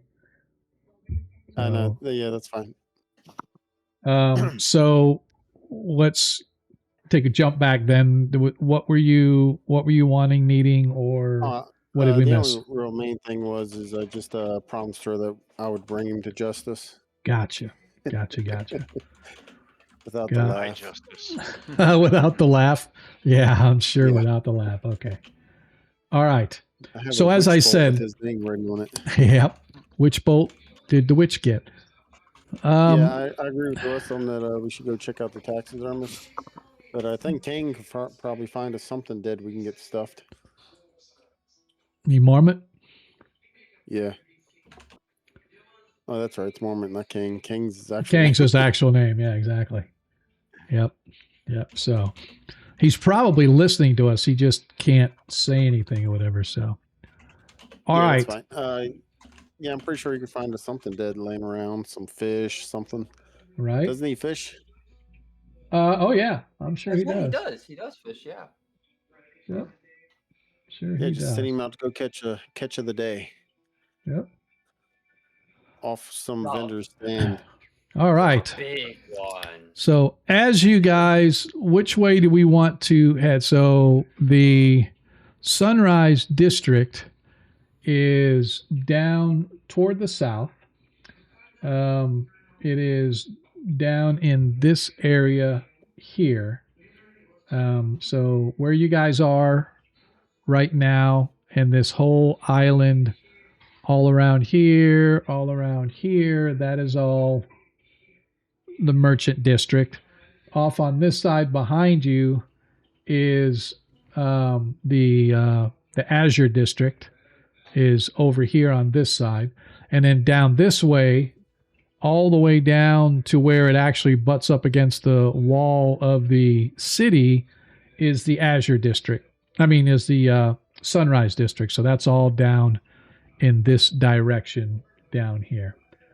So There's Dead Dog Alley right there. So the taxidermist somewhere around there. So how did we find out it was in Dead Dog Alley? Well, that's where you said there was a Guildhall, Taxidermy Guildhall. Yeah, but how did we?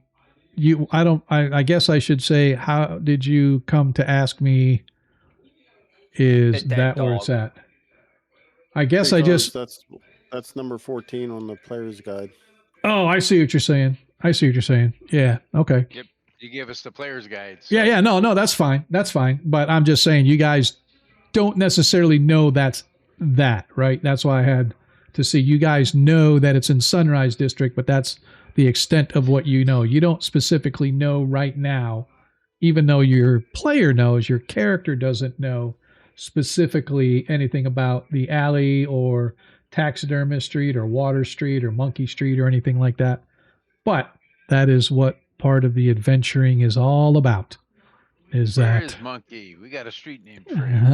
Exactly. So as you guys exit out the Vanderboren property, heading across the channel over to Red Skink Lane and other roads, Traveler Street, etc., as you cross over the bridge, where we like headed direction wise, what did we want to do?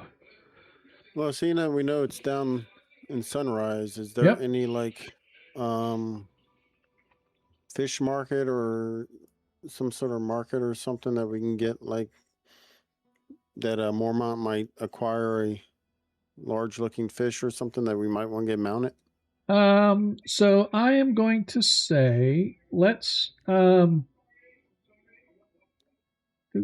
does the taxidermist itself sell mounted animals? probably all of the above. Probably mount and do custom work for people, as well as creating, things for sale that people might want to put up in their homes, right? So yeah, In so that it's case, then I'm not worried about going in acting like I have something to stuff. I'll go in there looking to purchase something. all right. As you guys step across the bridge there, the crowds of the people that it's busy in the morning of traffic moving back and forth across the bridge and up and down the streets. The merchant district especially is always kind of busy in the morning times, and here it is roughly noontime as the peddlers in their carts are going, and the merchants are moving up and down the street. Window shoppers are moving up and down. Merchants are standing outside their shops, sort of hawking their wares and whatnot. I would like everybody, please, to give me a perception check.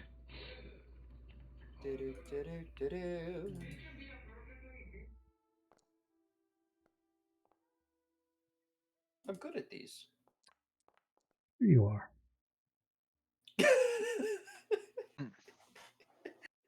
All right. 8. You got That's it. really weird because my dice said 13. Yeah, Dwarf has got everything. it's kind of strange here. Oh, I don't see my dice rolling though, but I know it's kind of strange. So I need to roll for Mormont here really quick with a perception. All right. It looks All like right. me and Mormont's about oblivious to everything. Yep. As you guys are stepping across, moving through the crowd, and the crowds of people moving around you, and you kind of moving in and out of the crowd, trying to not step on anybody's toes. Forge, you notice a man, an individual wearing normal street clothes, has sort of a pull down hat, kind of pulled down far so it kind of shades his eyes, and you watch as he slides right past Edlebrock, and it looks to you like he either looks like he's trying to take something from Edlebrock, like pick his pocket or pick his purse or whatever the case may be. Edlebrock doesn't seem to know. Edlebrock seems to be more trying to avoid stepping on some of these folks as they're coming across on and off the bridge, because the bridge kind of narrows down where people are, sort of forms this throng. And just as you guys are coming off and it's widening and giving yourselves some room to spread out, Forge, you notice that this individual, and Gage, you notice the same individual, though you don't see him doing anything with Edlebrock. You do notice that he has a peculiar tattoo on the side of his neck. And that's where we're going to pause the game for our break. I'll break a little early tonight so we can get break, and then we will come back. We will come back after this. In the meantime, let us go off and enjoy the smooth, silky sounds of our very own...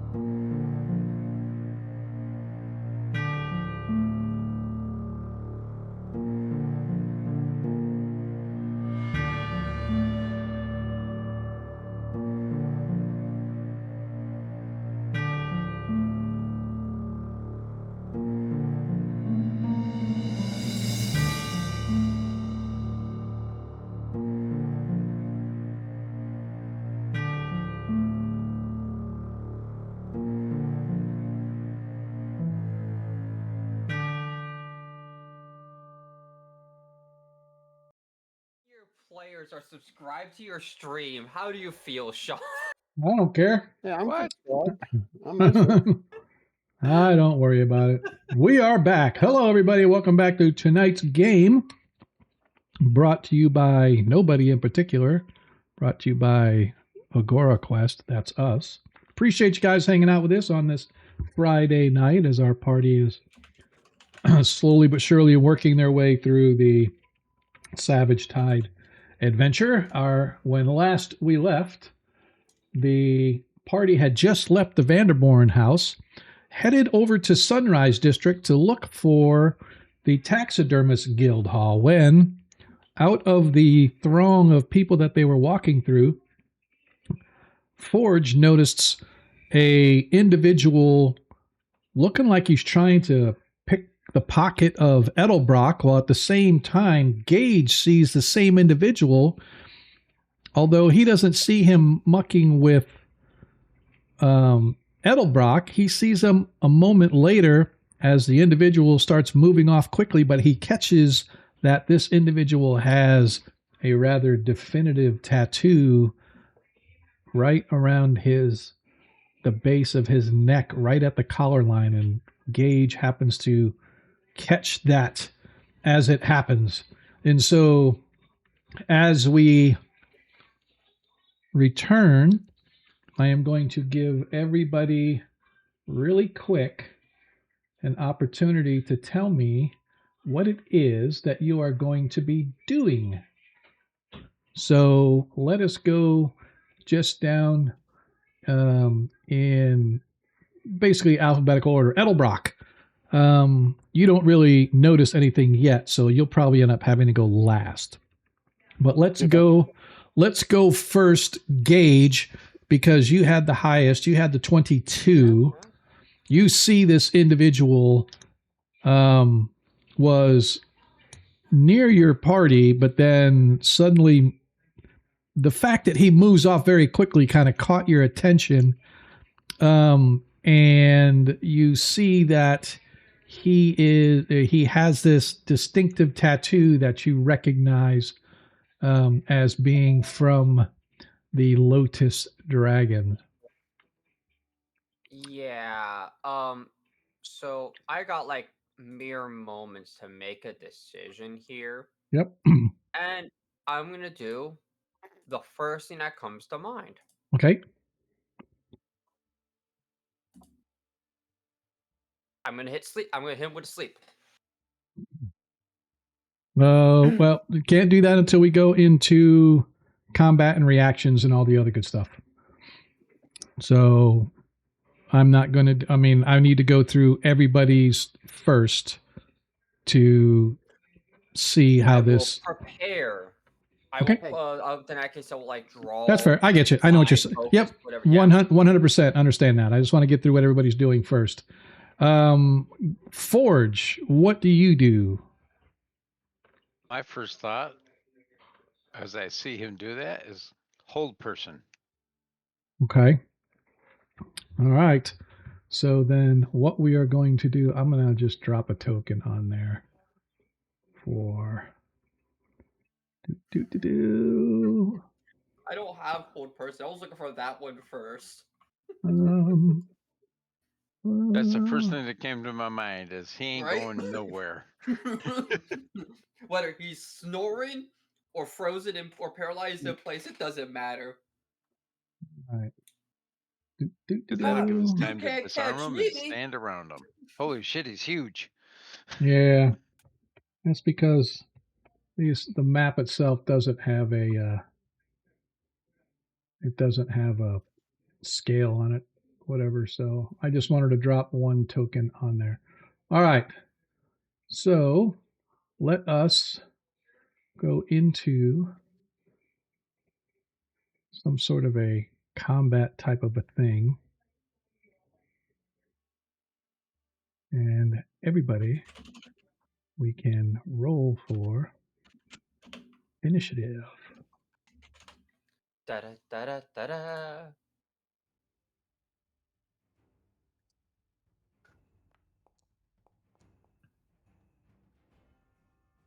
Yeah.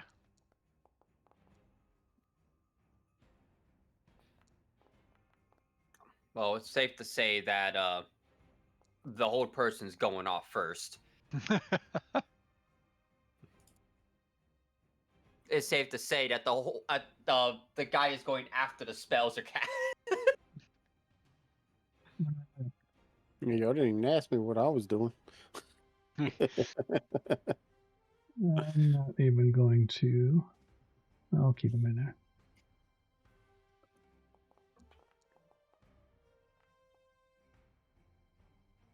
All right. Oh So, man, he really picked the wrong people to pickpocket. That's all right. All right. So, Mormont. My initial question is did he actually pickpocket anything? You have no idea. You have no idea. Right. So, This reminds me. as Mormont,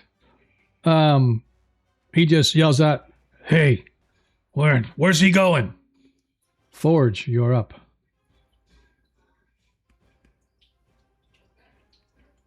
Have they indicated anything to me and Mormont yet, I assume? Have they what?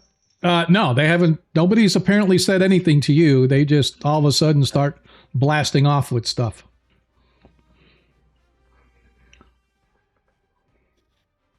Didn't. Oh, I don't see anything. I targeted him, and then I cast the spell.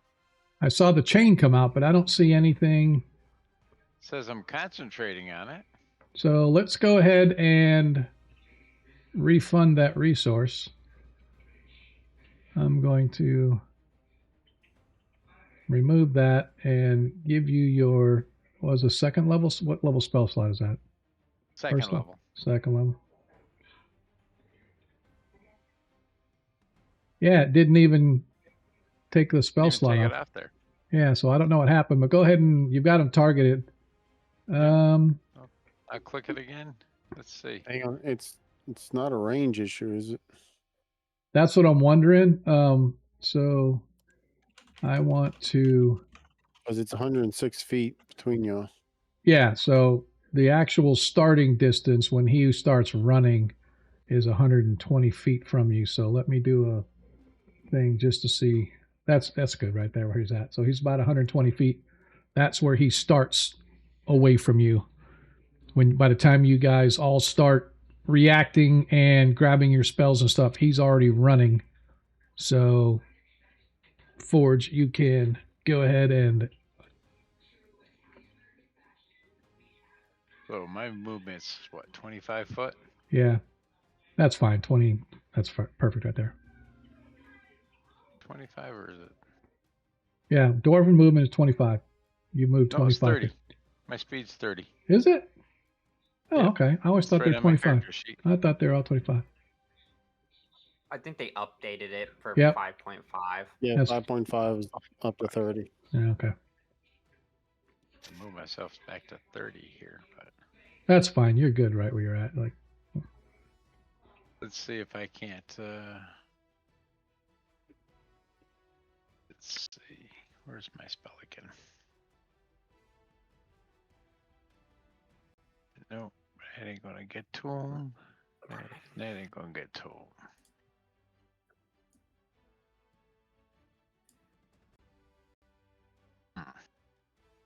He got farther away than I thought he would have. For my reaction of him just bumping across to Edlebrock, but hey. Oh shit! I'm just gonna have to shoot him with a crossbow then. all right. You're going to try to take aim and shoot? Yep. Okay.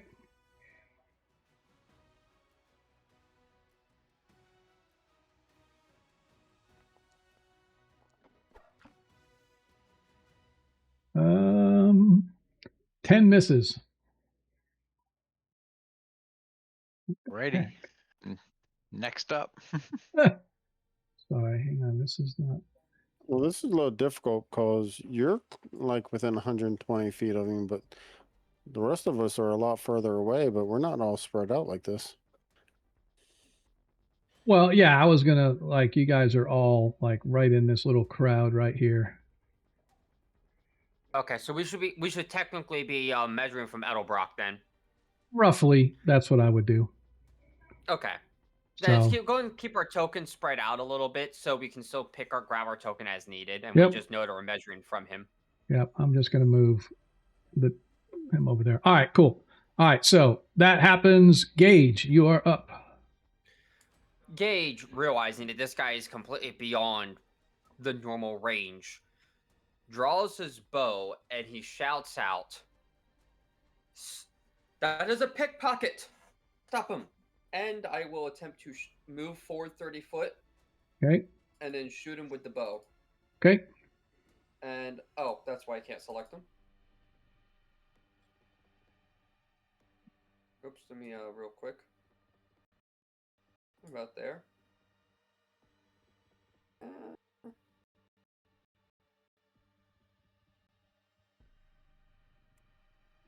You said he started 120 feet away, right? Yes. Yeah.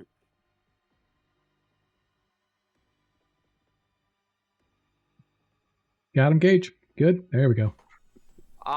Working on it. Uh-huh. Isn't that just the same mod? It is the same mod, isn't it? What? That didn't work the way I wanted it to.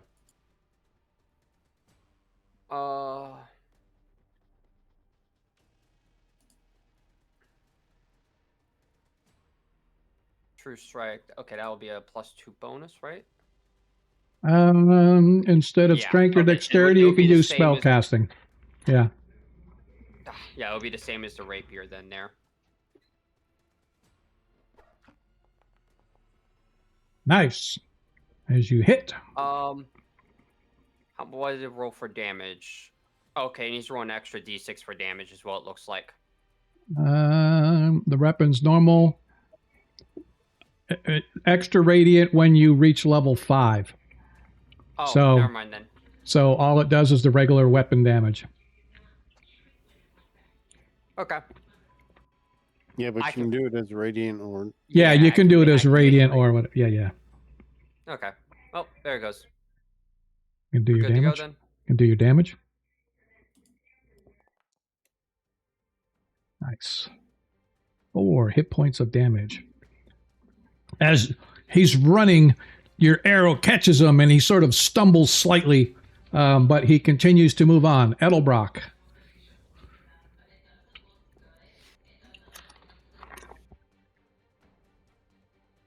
All right, give me a second. I'm working on it.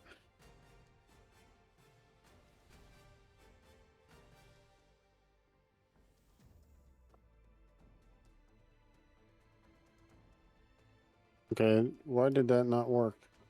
I don't know what you tried to do. I was casting Eldritch Blast. It used the cantrip, but that's it. It didn't, it actually This is took a from Monster cantrip. Hunter. Yeah, it cost the cantrip, but it didn't cast. I'll give you your cantrip back here.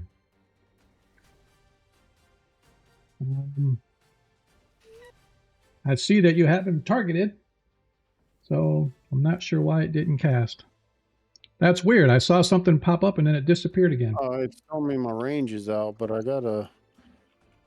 After I move 30, he's within range. Well, I don't think. Yeah, do a target from you to him. Yeah, well, I mean, I can't move myself to 120 Yeah. feet away from him. No, I understand that, but I mean, I can. Yeah, right now it's saying it's 100. He's like 100 and. Yeah, he's too far. Let me back him up a little bit. I'm gonna back the token up so he's within range of you. I'm moving 30 anyway. All right. So- Yep. So just move yourself right there. Now I am going to see what the distance is. Yeah, it's still saying that his distance is 140. What's the range of your spell? 120? It's I'm gonna have to find it again. He should be yeah, in range. 120. Yeah, he should be in range now, so you should be able to target. All right, it used the cantrip again, by the way. Yeah, I'm putting it back right now. All right, there we go. Now we can. There we go. Nice, as the Eldritch Blast hits.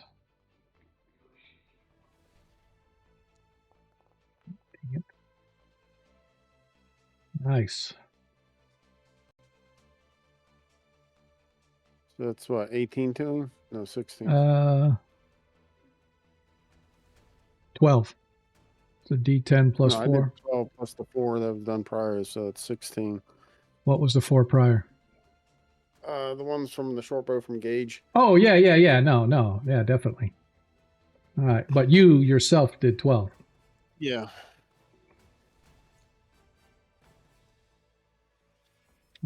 Why is this not applying? All right, there we go. As your Eldritch Blast slams into him, you see that it really takes his toll, and he looks to be wounded severely, but he does not go down as he continues to move. So this is where, gentlemen, we are going to go into our Lotus Dragon chase scene.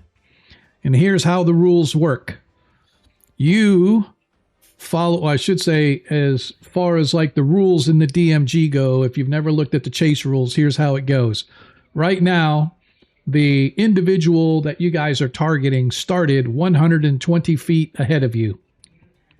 Every turn, you have an option. You can, 1, try to stop and do something like cast a spell, fire a bow, do whatever. Or you can attempt to dash to try to get closer to him. Once you get within a certain range of close range, meaning you get within 30 feet of him, you can attempt to do something like grab him, tackle him, restrain him, whatever the case may be, because you are within 30 feet. Anything outside of that, you can only do if you have the ability to do so. So if you dash, obviously you can't take another action to do something. So every turn, you have to decide, what do you want to do? Do you want to dash, or do you want to try to stop and do something like you just did?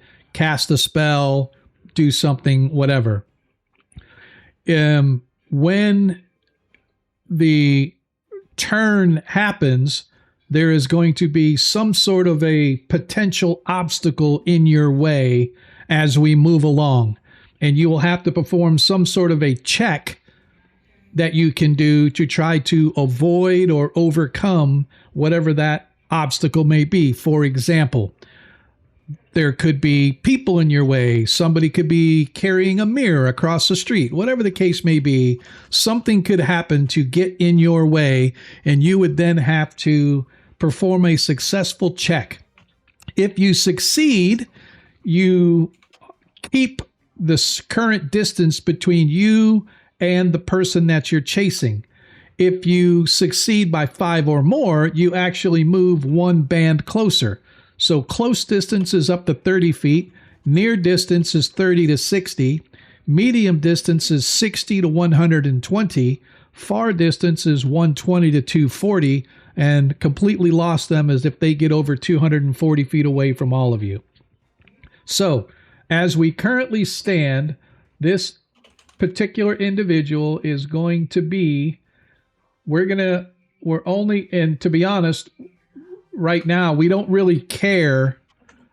We're not going to have to move our tokens. Let's just put that, okay? We're not going to have to move our tokens, because I am going to track the distance that each of you is away from the individual.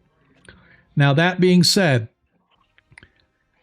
each one of you, based on your constitution, has a certain number of dashes that you can take before you start getting winded and have potential exhaustion. Everybody has 5 dashes that they can use. Gage, you have 6. Okay? Really? Okay. Yes, because of your constitution, you got an extra plus on your con, so you can do that extra dash. So once you have used up your dashes in this particular race, now you don't have to dash, right? So you can just move your regular, say I'm moving my regular movement, you move your regular movement, if that guy dashes, he gets one band farther away from you, right? But if everybody dashes, you essentially all maintain the same distance. So, for example, if I was to say, you guys are currently in the merchant district, as you realize that this individual did something with Edlebrock. Edlebrock, you see everybody reacting, and you see this individual dashing off into the distance, and just by sheer reaction, you let off a blast and you slam into him. And it doesn't take him down, but you can see that he is wounded, but he is still moving through the throng in the distance. You realize as you look down that he wasn't taking anything. He was attempting to put something in one of your belts or whatever, and you see this slip of paper sort of sticking out from near one of your pouch belts or belt pouches as you look down to see what the hell is going on. The individual, you guys can see, is trying to dash away. So as you move through the merchant district, I would then say, all right, who's doing what? And then we'll go one right down the order. I'm going to leave your initiative order exactly as it is. So I would say, Flint, what are you doing? And you're going to like, oh, I'm going to dash. Or, oh, I'm going to try to blast him with a spell but I'm 120 feet away right now. Do I have a spell I can hit him, or do I try to hit him with an arrow? Right? If you don't move, just be aware if that individual dashes and you have only moved your regular, they will be able to get one band further. So right now, this individual is at 120 feet in the far range. So we'll just go through this, and you guys will get the gist of it as we go. So as you guys begin taking off, and you've sort of got this first round out of the way of trying to stop him, unfortunately, he was a little too wily for you, as even though you hit him with an arrow and blasted him with an eldritch blast through the crowd, he still manages to maintain his distance of about 120 some odd feet away. He, on his turn, dashes. So now he is going to be, I'm going to add a little thing onto my tracker right here. If we make it simpler for you, this map is on a grid. Why don't you just put us like so many spaces behind him? Because the grid probably is not set up to. Yeah, it's actually, this isn't really on a grid. It's gridless because trying to put it on a grid was really giving me an issue. Yeah. So what I'm going to do though, any city map on a grid is bad. Yep. So right now he started at 120. Everybody did their thing. All he did was dash. So now he moved an extra, and I'm going to say because Edlebrock moved up 30 feet, that put him at 90 feet, but he dashed. So now instead of 90 plus 60, he is now 150 feet away from everybody as we go into the top of the next round. We are currently in the merchant district as you guys begin chasing this individual, trying to see, unless you want to just stop and grab and read the note and then go from there. Totally up to you guys. But if you want to chase him, everybody say yes, no. If you don't want to chase, then I'll take you off the thing. Go yet. Okay. All right. Chase So it is. all right, as the chase gets underway, as you all begin to go, you are in the merchant district as he goes dashing down Red Skink Lane. He's a skink, all right. Yeah. I'm trying to see. I actually had. I apologize. I am looking for. Where are. Your keys. Yes, I'm looking for my keys. No, I had it set up where all this was. Somebody help me find the Fishmonger Row, please. It's Fishmonger Row. I do apologize. What district is it in? It should be in the merchant district. I had it marked, but then for some reason, somehow my shit got deleted, and now I'm trying to look on the map for where Fishmonger Row is, and I could have swore it was in I found Fishback Lane. Yeah, I found Fishback. I apologize. This is not going how I wanted. I haven't had to do a chase scene in a long time, and I wanted to have it all set up. I mean, you picked the perfect song for it. I swear it's a song from Monster Hunter, and I you're know. usually running away from the monster when it's happening. So, I don't see it at all. Yeah, that's what Longer lane. I'm wondering if it was like up toward the.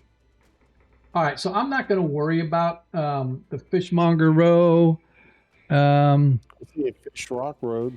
Yeah, that's. Oh, there is Fish Rock. Yeah, I just found that one too.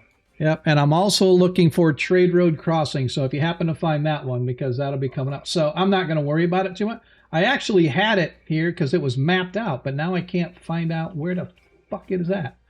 All right.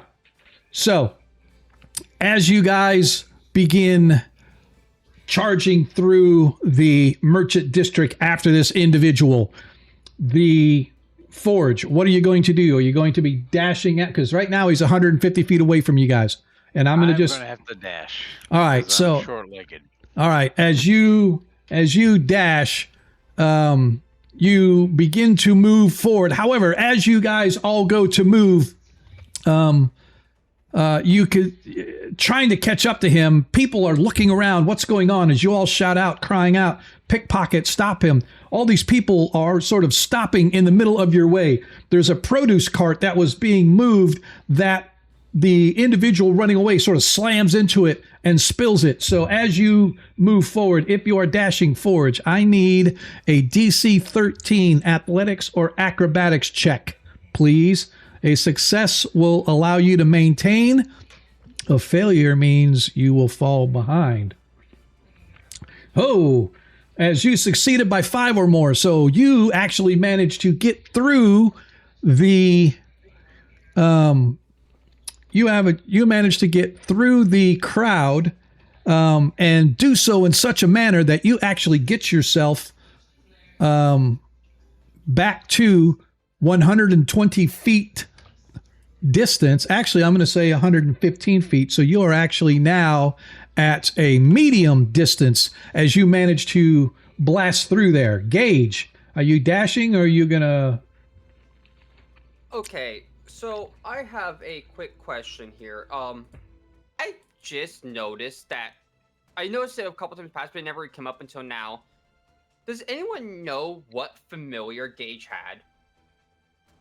He has an owl. I thought it was a bird of some kind. He has an owl. Okay, so I'm going to use my bonus action, so means it doesn't count in my running, to pop it into existence, and it's going to start tracking the guy from above. Okay. And then I'm going to dash. Okay. As you dash, you sort of, the same thing happens to you as you go dashing alongside Forge. This whole cart of stuff be getting spilled all over the road, blocking your way. I need an DC 13 athletics or acrobatics check, please. Acrobatics, please. I'm good. All right. As you pass with a 17, not quite enough to get 5 or more, but you manage to maintain the status quo as you maintain 150 feet away. As Forge, you don't know how he does it, but he sort of ducks and weaves around everything, and he doesn't slip, slide, or run into anybody and push him out of the way. And next thing you know, he's like 30 feet ahead of you, wondering what the heck is he doing. Edlebrock. All right, I'm going to move 30 and then blast him again. Oh, okay. So you move to where you are 120 feet away.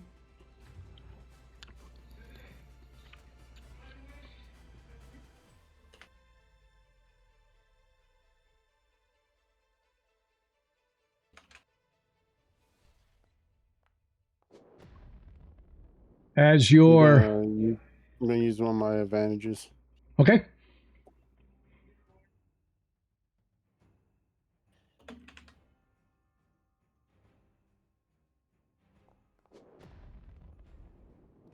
God damn. Yeah. That was 2 3s, wasn't it? Yes, it was. Do you have any more advantages? I do. But You're welcome to use it again if you want. I only had advantages, right? I didn't have the 20. Correct. You have one advantage left. Welcome to use it, or just that's it.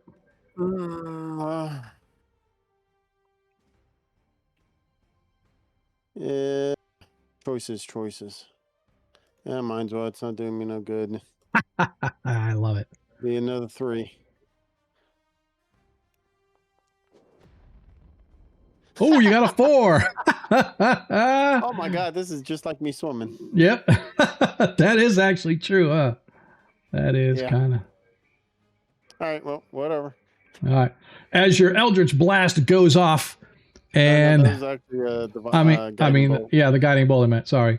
As your guiding bolt goes off, but it goes awry, and it misses. Let me get back to my. Oh, it definitely Lucas misses. still hasn't given you that power you asked for. All right. As Give me the what? She still doesn't give you that power you asked for. All right. No, as I got my healing. I lost my assault though. all right. Missed the D20 that they give us. Yeah. I haven't All had right. those in a while. As the individual dashes, leaving him 115 feet ahead of Forge, 150 feet ahead of Gage, and now 180 feet ahead of Edlebrock. As Edlebrock falls down, one group, he is now far. Gage is actually far as well, but still, we're okay. As we go into, as you guys continue to chase him, he begins to move along some of the waterfront areas, running through what you can see are fishermen's, as there are nets and fish guts and everything everywhere, causing the cobblestone to be extremely slick, coated with fish waste and seawater, as you try to dash your way across that way as we go back to the top of the order. And that would be Forge. You dashing again? Dashing again. All right.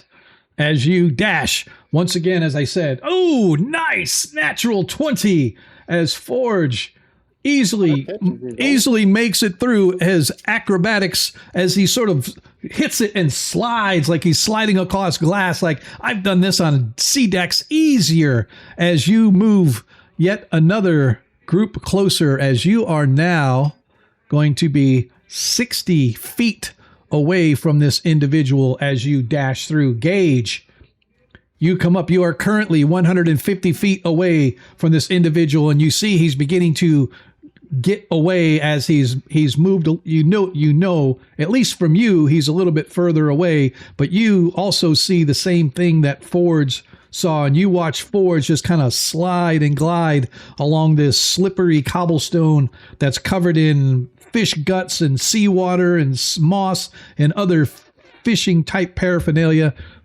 Forge isn't even batting an eye as he goes sliding through. Are you dashing? I would like to dash. Would having my owl above me allow me to spot any potential blockages in my way and allow me to gain advantage on this check? No advantage on the check. You can see it coming up, so you can prepare yourself for it, but does not give you advantage for going through. However, I will say that so I can't be surprised by stuff then. Yeah, it's none of this is going to be a surprise type of thing, but what I will tell you is that your owl is able to keep his eye on the individual, so even if he gets over 240 feet away, which would normally be lost, I will allow you to still track him because of your owl. Okay. That works too. All right.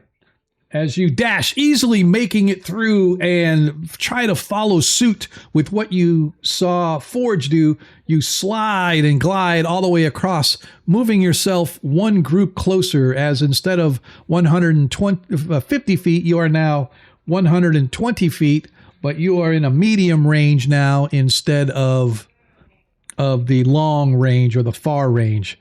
Even when he dashes, he's still only going to be at most 120 feet away. Edlebrock. The individual is now 180 feet away from you. So I saw Gage bring his familiar out. Yes.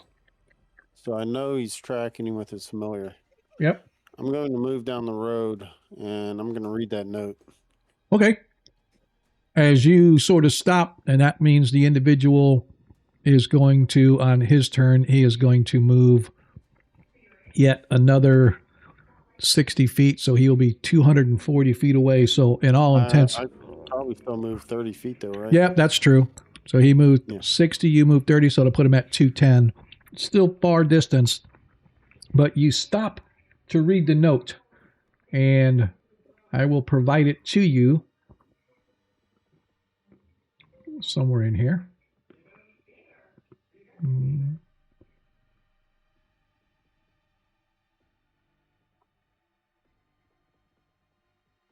As that is what you guys see on this note. It says, "You are being watched by the Lotus Dragons. Your questions will only bring you misery. It's best to just sit back and let things happen as they may. Further interference will only bring you tears." And then we go. Now, I've given everybody access to that note. If you go to the... reading that note would be a free action, correct? Yes, I'll allow as a free action while you're kind of walking. While you're walking. All right, I don't have a range on this, so I guess I can cast. I think it's line of sight, ain't it? Cast through solid objects. Oh yeah, I can just send it to whoever. All right, so I have a message. I'm going to send Forge a message. Okay. And inform him. It's a one-way message. He can't respond. Okay. But I inform him that the pickpocket put a note in my pocket. It was a warning to back off. So go ahead and warn Forge. Well, that's what I tell him. I said, the pickpocket put a note in my pocket, and it's a warning to back off. Okay. Forge, you hear the voice of your companion. As a whisper. Yep, coming in as a whisper over the wind as you're running, the voice of Edlebrock. You sort of turn your head really quick to look. He's not there, but you can hear in your ear the words that he just said. All right. As the bandit dashes away, leaving him 60 feet from Forge. I guess I should have. Use him with this many. All right. As we leave, as we come back to Forge, you have 3 dashes left.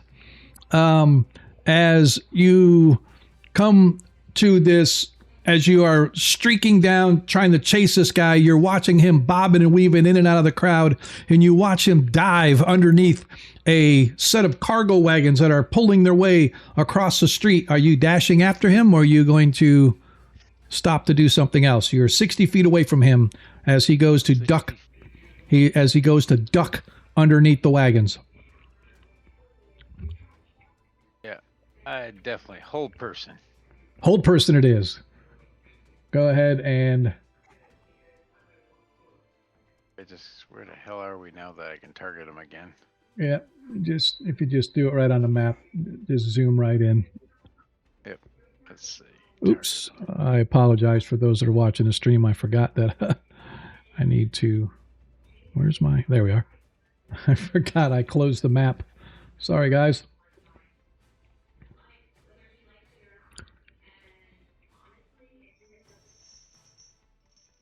All right. Now he has to make his wisdom saving throw.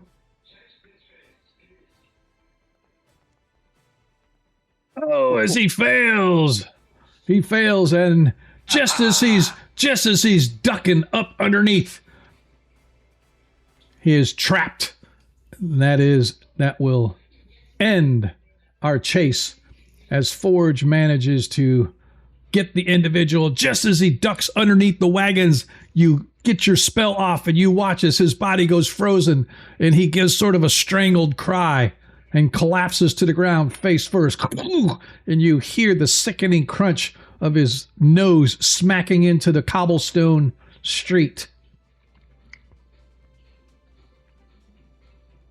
You picked the wrong pocket. Fucked with the wrong dwarf. I had a situation. Late game, like level 15 party members were walking down the road in their carriage, and some highwaymen tried to rob them.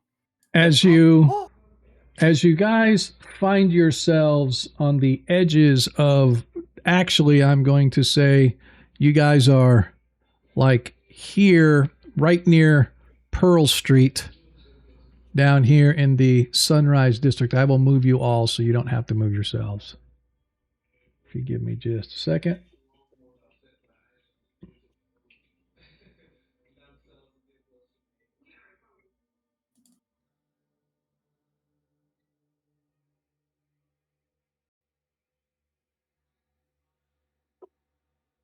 As just as this intersection, you catch him. Did say that these towers were pretty much like guard towers, right? Where the city watches. Yeah, that's kind of what I liken them to. There's nothing official that's actually said, but All right, I casually walk up to him from lagging so far behind. you can see that he is unconscious where his head struck the stone. You can see that he has a bad burn on his back where the Eldritch Blast blasted through his leather. The arrow has been snapped off. That was in the back of his thigh that you managed to catch him. He is bleeding heavily, and you see that, as I said, he is unconscious. Well, this brings me a moral dilemma. Do I tend to his wounds? Yeah, there's no reason not to. Yeah. I'm gonna search him. Okay. Yeah. Yeah, I want to search him too, just make sure he didn't snag any of my stuff. All right. On him, you find 4 gold coins, They look like they came out of my pouch. 4 gold coins, 2 copper coins. He has a tin ring that he's wearing on his left hand. And the only other thing of note is the tattoo of a flower wrapped around a dragon, or a dragon wrapped around a flower, however you want to look at it. All right, so you said 2 gold?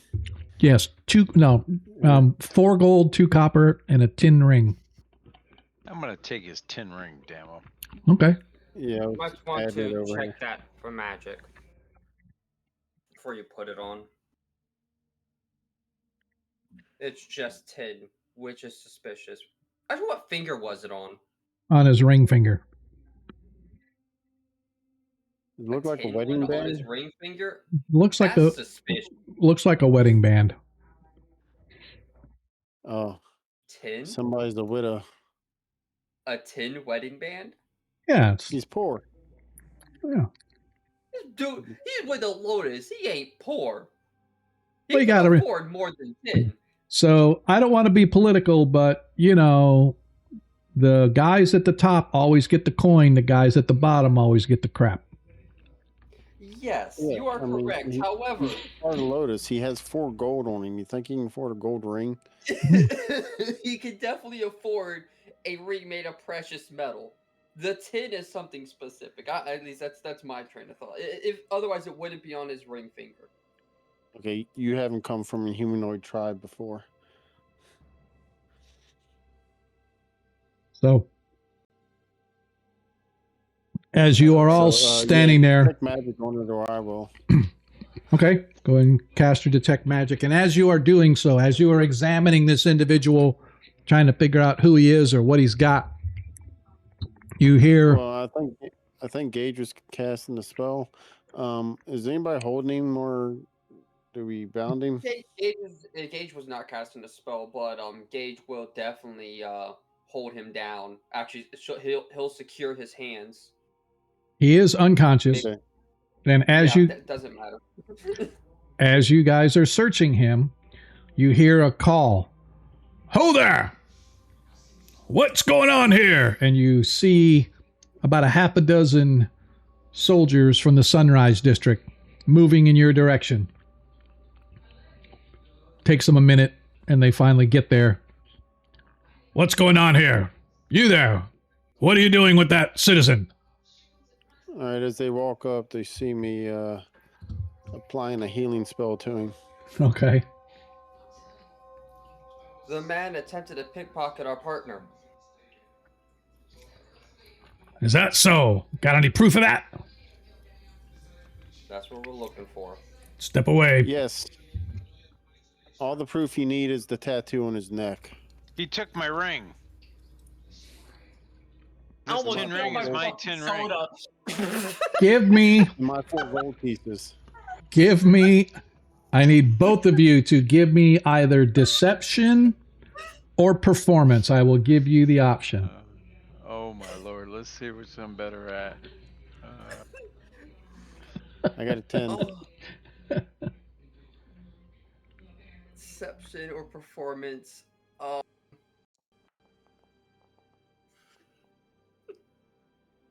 I'm using my 20. Okay. All right. He stole my ring! He stole my ring! You don't take metal from a dwarf! As he looks. And he looks over at you, Edlebrock. I am going to judge that Forge's amazing performance pushes them to the side of believing Edlebrock. So we caught ourselves a thief here, did we? Caught ourselves a thief here, did we? This much obliged Yeah, to we you, made him- citizens. I hit him with a spell and hurt him pretty bad, so I wanted to make sure he didn't die before you guys got him. He's marked with the Lotus Dragon, too. Look at his neck. Yeah, these guys are trying to make a name for themselves, but this one just apparently picked the wrong citizen to mess with. As the two of the soldiers go to pick him up, as the guy moans as they pick him up and begin to drag him away. Names, citizens, for our reports. And he begins to ask. He looks to Gage, asking Gage. Yep. I stepped away when the guards had it taken care of. Yes, as the guards come over to get your names for their reports. He goes, Pinkus. Pinkus. Any last name? Pinkus? No. Pinkus. And you, as he looks to you, Forge? Master Flintfire. Master Flintfire. And you, as he looks to Mormont? I'm Weasel. Weasel. Okay. Forge is the one that tells him his real name. As he looks to Gage. Gage. Name? My name is Sean. Sean. That's a fine Irish name. As they Last time take... of the dead. as they take your notes and I'm going to I was looking for a cover name. The first thing that popped in my head was Gadget. I'm like, no, that's not a human name. Sean's a good human name. Hey, that's the DM's name. Yes. as the guards pick him up and 4 of them begin toting him away while the sergeant, corporal, whomever, an individual wearing an insignia showing that he has some sort of station with this group, takes the information Number 49. From you and says that you may be called for his magistrate for his hearing, so we need to be able to contact you. So when his hearing happens, his lordship will want to question you here at the Sunrise Garrison. So where is it that we might be able to contact you in the event that we need your testimony? Rusty pirate. That's one of my favorite places. I don't think I've ever seen you there, but we appreciate the sound work you've done here in dissuading this individual from a life of crime. Perhaps he will now see the error of his ways, and you never know who it is you're picking on. And with that, he turns. I'm going to do another deception. Okay. But because I'm using a lot of truth in this deception, do I get advantage? It depends on what it is.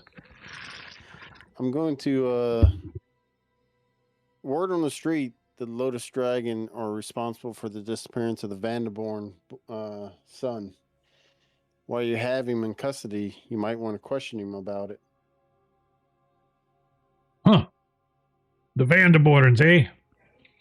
Sad, sad day. The day that Mr. and Mrs. lost their lives in the fire. But I understand that the girl inherited their business, and that hopefully she'll be able to bring them back from the edge of decay, huh? So Yeah, you're saying you're saying that the younger. Sorry, go ahead. No, my bad. Go ahead. If you do find any information from this lad on the Vanderboren son, I'm sure she would pay well for the information. She is.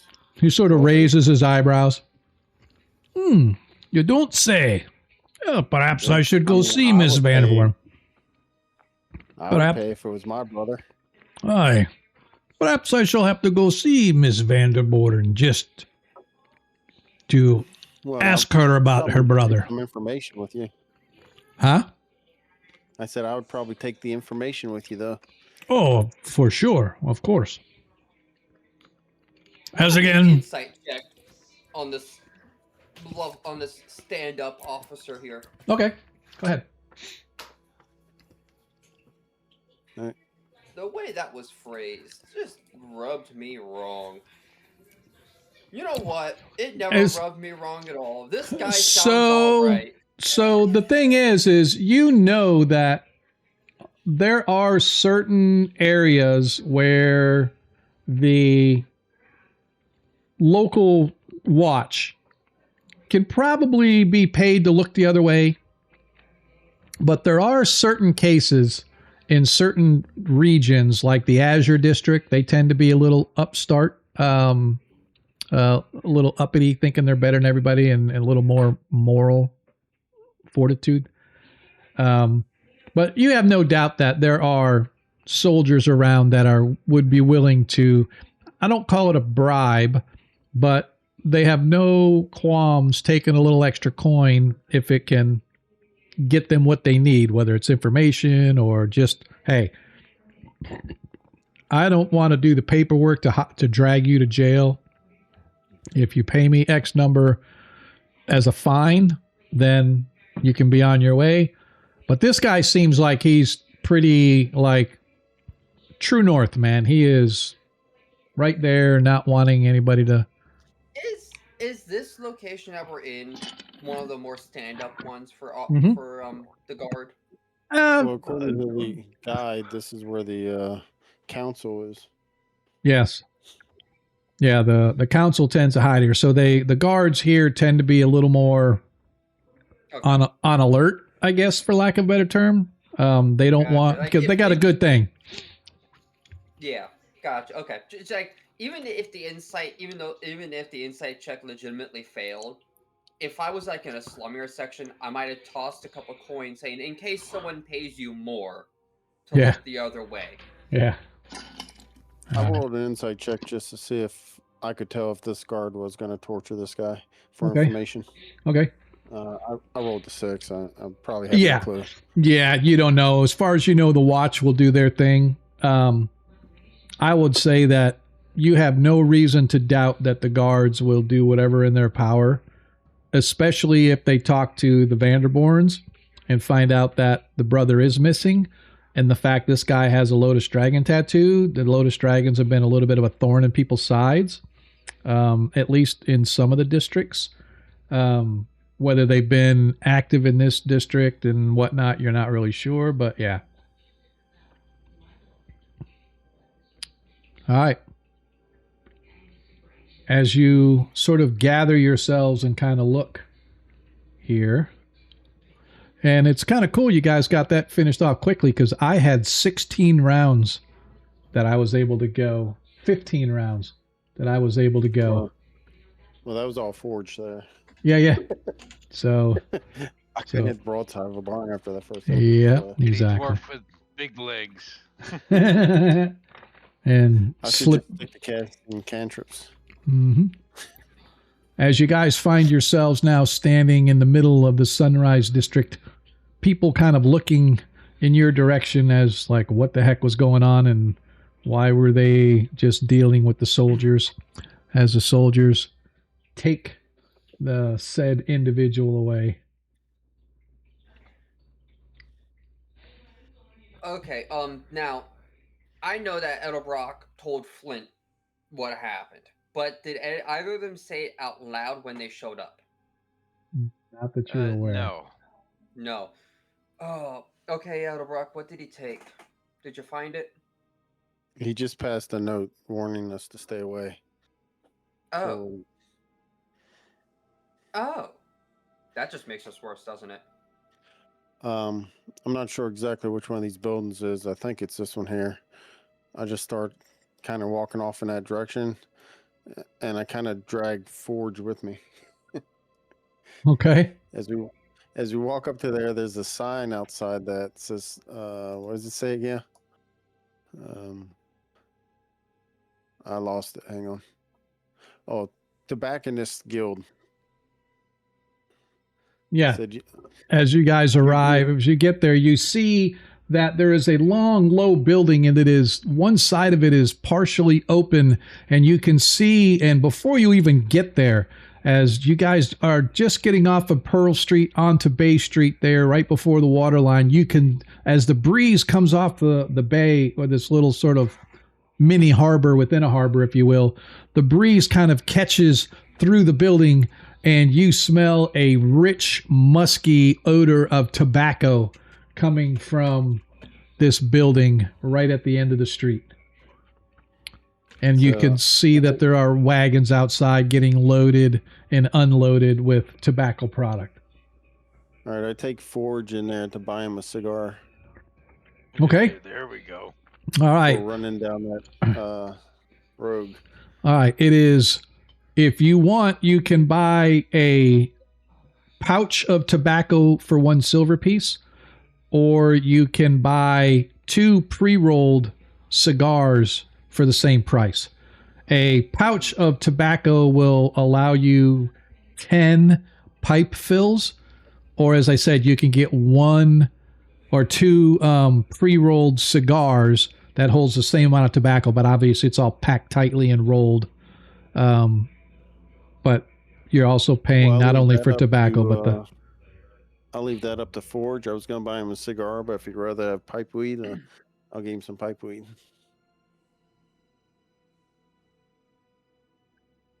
Forge, any thoughts? Did we lose him? Is he No, winded no. after that chase? Oh, no. AK's still there, but he's not lit up talking. So if he's talking, we can't I'm hear. here. Okay. Can you hear me? Yeah, we hear you can now. There now. we go. Sorry, I got a cramp in my jaw. Oh, You got maybe you what? don't want a cigar then. A cramp in my jaw. Why would you want? Oh, dude, so stop talking. So he is offering. So as I said, the cost is for a small bag of tobacco that you can use to either make your own cigar, if you will, or to use as pipe weed. A small pouch of that loose leaf is 1 silver piece, and that'll give you about 10 fillings of a pipe. However, if you would rather have a cigar, the same amount of tobacco gets rolled into a pair of cigars, and you're paying for the cost of the cigar plus the rolling of it and stuff. It's still 1 silver pieces, but instead of 10 pipe fillings, you get 2 cigars. So it is I'll take the 2 cigars. All I right. got time to roll. All right. Well, you don't even have to roll. You just stick it in a pipe and smoke it, right? Same thing. right? It's up to you Yep. if you want pipe weed or you want the cigars. So, I'll take the cigar pre-rolled. all right, as you get Yeah, two we got pre-rolled two. cigars, and you can take 1 silver coin off of your sheet, Edlebrock. Yeah, I took that off already. Okay. As you guys now stand on Bay Street, kind of looking over, you can see right next to the Tobacco Guildhall, you can see there's an orphanage that sits right on the water. The stone 2-story structure has many windows running down the side.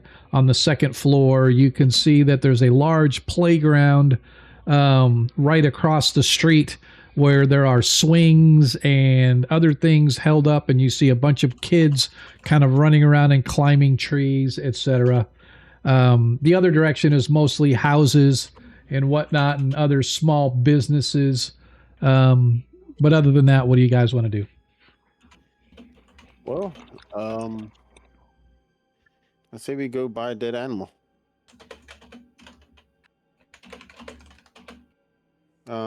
I guess while I'm in here buying the cigars, I asked the shopkeeper or whoever's manning the till if there's a taxidermist in this district. What you do, it's a little bit of a way to get, because you got to cross 2 waterways. So you got your choice. You can cross back over here at Pearl Street and hang a right and go over to the peninsula, and then you'll see the Taxidermists Guildhall right there off of Water Street. Or you can go down here on Oyster Street and cross over one of those bridges and cross back over to Water Street. Either way you wish to go, you need to go on the Eastern Peninsula, and you'll see it's right behind one of the guard towers over by the Dead Dog Alley. Okay.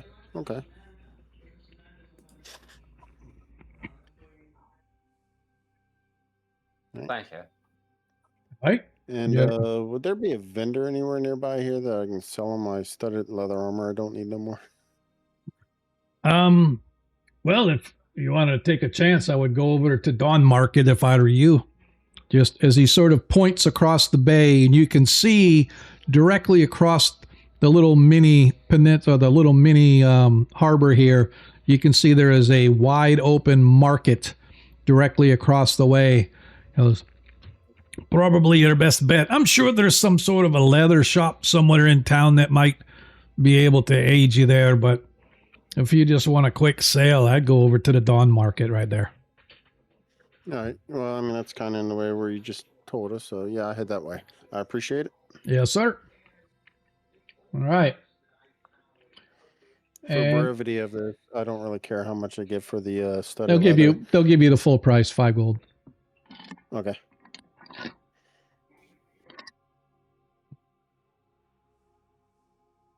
As you guys go over, are you going to go over to the Dawn Market and sell it then? I just want to know where you're going to sell so I Yeah, can. I'm going to head over to the Dawn Market to sell that. Okay. So it's Um, by the time you get done with the Dawn Market and selling and getting the price you think is fair, it's about 2 in the afternoon. As you guys now look back to see where we're going to. Gosh darn it. I guess a technical question also is this Wand of Mage Armor. I didn't cast it Mhm. because it recharges once every evening. Yep. So I figured it wasn't going to use any charges by just casting it once. It lasts for 8 hours. Right. So I just changed the armor over mine to Mage Armor. Okay. Or would you rather me cast it?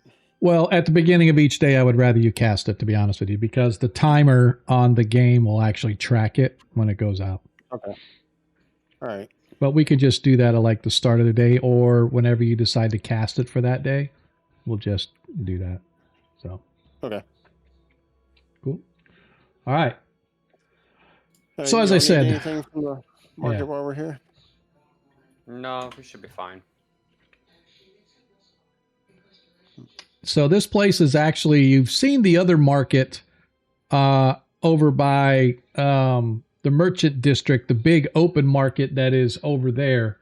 You guys haven't been down to the Dawn Market much. It's a much different than the Harbor Market. Harbor Market's very busy, very cluttered.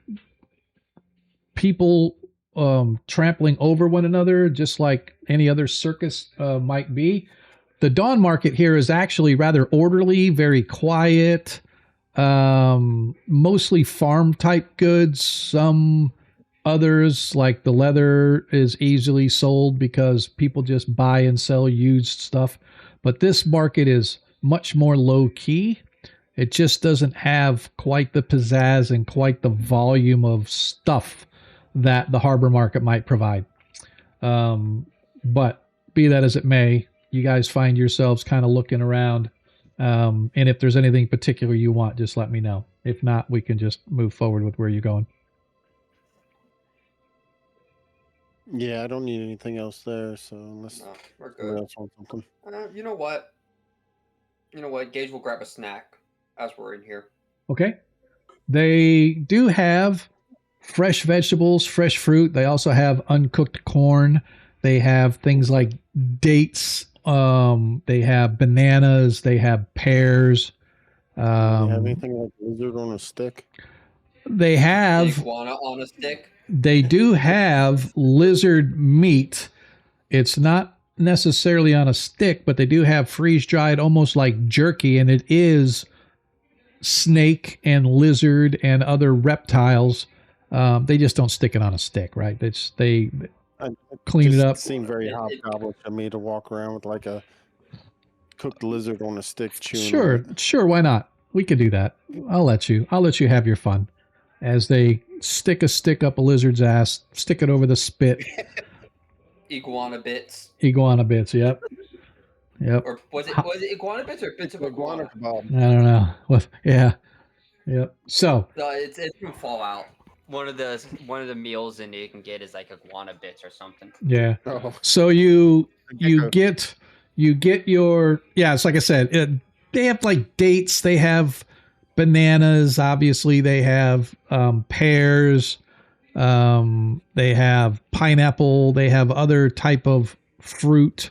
They have vegetables, obviously, like potatoes and corn and wheat and other such items here. There are clothiers, so there are people that make handmade clothing or repair clothing. It's not like tailor shops, but it's sort of your low-key kind of stuff. So again, quality stuff here, just not the volume and craziness that you get at the Harbor Market. The Dawn Market is much more low-key and reserved.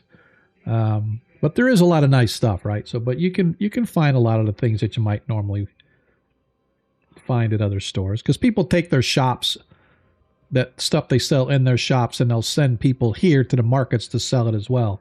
So not only do you get people walking to your store, you get people buying from your store here at the markets. So having sold your armor, having looked around and decided you guys got everything you need, what do we want to do? I'm fine with into the taxidermist, unless y'all want to head somewhere else. Let's continue on to where we were going. Okay. As you guys move your way across the where am I? Why is this? Oh, sorry. As you guys move your way across, you can see directly as you get to the edge of the water, you can see that directly across there is what is obviously the taxidermist shop. And you can see it directly across the street, sitting right on the harbor. And that is where we're going to end tonight's game. Oh. Worked out perfectly. Worked out perfectly, actually, because that way Mormont can come back when you guys have to actually try to get into, or when you actually go into the Taxidermists Guildhall. It's not just a taxidermy shop. It is actually a guild hall, right? So it is a large structure, which you can see that part of the structure is completely enclosed with no windows, but the front of it appears to be almost like a shop or a museum or something of that look. What were you saying, I don't think we're Edlebrock? actually going. I don't think we're actually going to be like doing any sort of assault or anything on this right now. I think we're just like scoping it out, waiting for the mercs. Okay. I think that was what the original plan was. Okay. Yeah. Yeah. Okay. So then I will. How long do you guys want to scope it out and tell me your plan? And then we will pick that up next week and I will give you the results of your scope out. Or not next I week, was but the just gonna next go session. in and, I was just going to go in to ask about buying some sort of exotic, fearsome okay. looking Okay. creature to put in the house I'm looking to buy. Okay. All right. So why don't we I do just want this? to wander around and see, who goes in and out, and maybe number of guards, things like that I can probably discern. Okay. Oh, an owlbear, stuffed owlbear. That sounds good. Okay. So we will then continue a little bit since we want to do that, and that way we can get that knocked out of the way beforehand. As you guys go ahead and move yourselves over to the guild hall, if you would not mind, so I don't have to move you. Yeah, I'm not sure which one it is. I assume it's the red this top one. Yep, that one right there. Yep. As you guys move over there, I need to. Where am I? All right. Go play in the trees. Give me un momento. I'm just going to use him. All right.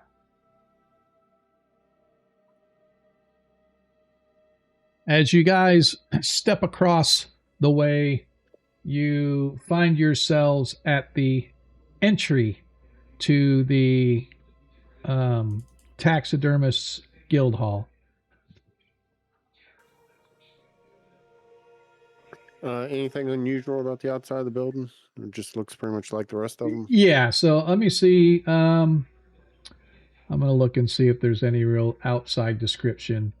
The outside of the guild hall, it's a long, low structure. As I said, there's some windows in the front, and through the windows you can see that there is some sort of a showroom just on the inside, and then there are doors leading into the remainder of the structure.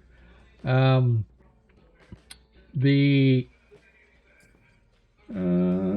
see. Okay, I'm just checking to see. The front door here is right where Edlebrock is, and it does open. And inside, as I said, you can see this workshop. As you go to step in, you can see that there is a sort of a tall, lanky human, middle-aged, maybe in his mid to late 40s or maybe even early 50s. And as he sees you step in, he sort of turns and he kind of half smiles, and his hands sort of cross in front of him. And on his smile, you get the flash of metal as you realize that one of his teeth is made of gold. And he's tall, probably 6'4", 6'5", and as he sort of slowly moves across, like very lanky kind of move, you get the impression he's looking down at you, but I guess you figure he looks down at everybody because as tall as he is. As a gentleman, welcome to my establishment. I am your proprietor, Neiman Roblock. How may we be of aid to you this fine day? Well, it looks like only I walked in, but I do my normal kind of ignoring. Okay. And I am looking at the stuffed creatures that he has around here. As you look, taking it all in. As you look, you can see that there are dozens of stuffed, preserved animals ranging from parrots to monkeys and bats. You actually see there's this giant centipede sort of tacked to the wall, so it's about 6 feet long, probably 100 legs on each side if there's one, and it goes all the way sort of like a streamer from corner to corner, from wall to wall. So it looks like it's like a slinky sort of up on the wall. You can see there's a sturge, and what really, really catches your attention is in the far northwest corner, sitting on haunches, almost like you would think a dog would, is a wormling of a black dragon. Over on a black dragon.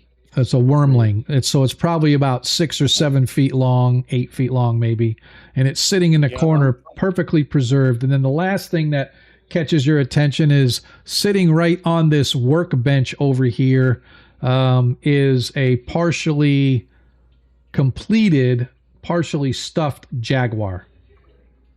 Okay. I'm focused more on like the exotic stuff, even though I like that dragon. Is there anything that like catches my eye more, something large like owlbear or Siege dragon. I'm gonna look for the more exotic stuff. I mean, I see it, but to me, I've never seen a dragon before, so I just kind of think maybe it's a lizard. So Oh, yeah, that makes sense. Okay. No, there are this looks like a dinosaur head over here, so that might catch my eye. A what? Dinosaur head, kind of looks like a yeah T-Rex. Well, yeah, so that's why I said you see these like exotic kind of animals over there and stuff. So as you move over there, you can see it looks to be like some sort of a snake-like creature that has a like a bloated kind of a almost like a bare body. It's some sort of weird looking, and then you realize that it's not just one creature. It's like 3 or 4 different creatures sewn together to make it look like it's one. So it's sort of a snake head and almost like a bear body and whatnot. You like that one, do you, sir? Is there anything in particular you're looking for? Do we have maybe a price range that we are looking to spend today? Once again, I'm kind of ignoring him while I'm looking around. How big is the stuffed dragon? It's about 8 feet. About 8 feet. It stands about 5 feet high, but tip to tail is about 8 feet long. Okay, so that will. Excuse me. Excuse me. I can appreciate a quiet, discerning client. However, we are here to engage in business, and business does require letting the seller know what it is you might be looking for. Perhaps I can help. And the seller or the buyer should know that we are a discerning business, and many of our items that you obviously appear to be attracted to are not for those who are short of coin. Let's just put that. So if you are here to look, I'm going to have to ask you to look elsewhere. If you're here to buy, please tell me how I can help. So I reach into my pouch and I grab a handful of the platinum coins that I have in my pouch, and I just pull them out, and then I stick them back in my pouch. But I'm looking at the dragon. Does it look like it's a amalgamesh of different creatures too, or does it look like a legit? It is a legit one piece. Okay. So with that, I turn and look at him and goes, I'm in the process of buying myself a house. Oh, then you have come to the right place. Yes. I have a couple women that will be living with me in this house. Yes. But I want something exotic. I see. Well, walk through the door and look at. I can tell you have a discerning eye. This piece right here, as he sort of glances down at your pouch and looks back up, I can tell you that. Make a perception roll because I am trying to like scope out while I'm talking to him. Okay, what are we looking for? I'm just trying to look at stuff that doesn't look like it's just a taxidermist shop. Okay. Everything you see in here looks like it belongs. You see taxidermy equipment. You can see this workbench that he's got right here, and he has this display case over here and some display cases here, and of course the dragon. But everything looks. Actually, I should say this is the dragon right here. My apologies. Oh, yeah, that's fine. That's a dragon. But anyway, it all looks legit. It's just only that one that looked like it was sort of stitched together from bodies of different things. But everything in here is extremely high quality. You don't even notice, even on a dragon, you don't even notice any of the sewing work that, however they sewed the body back up. You don't even notice any of that. So it is exquisite work that you are looking at in here. And so you have no doubt that he's not lying when he says it's going to cost coin. I was thinking when I walked in here of something like an owlbear. Ooh. But no. the dragon, there's something different about the dragon. Well, I can tell that you have a good eye. An owlbear is, to be quite frank, a little scary for some people because of how large they actually are and the looks on their faces. And they just I get that look every day.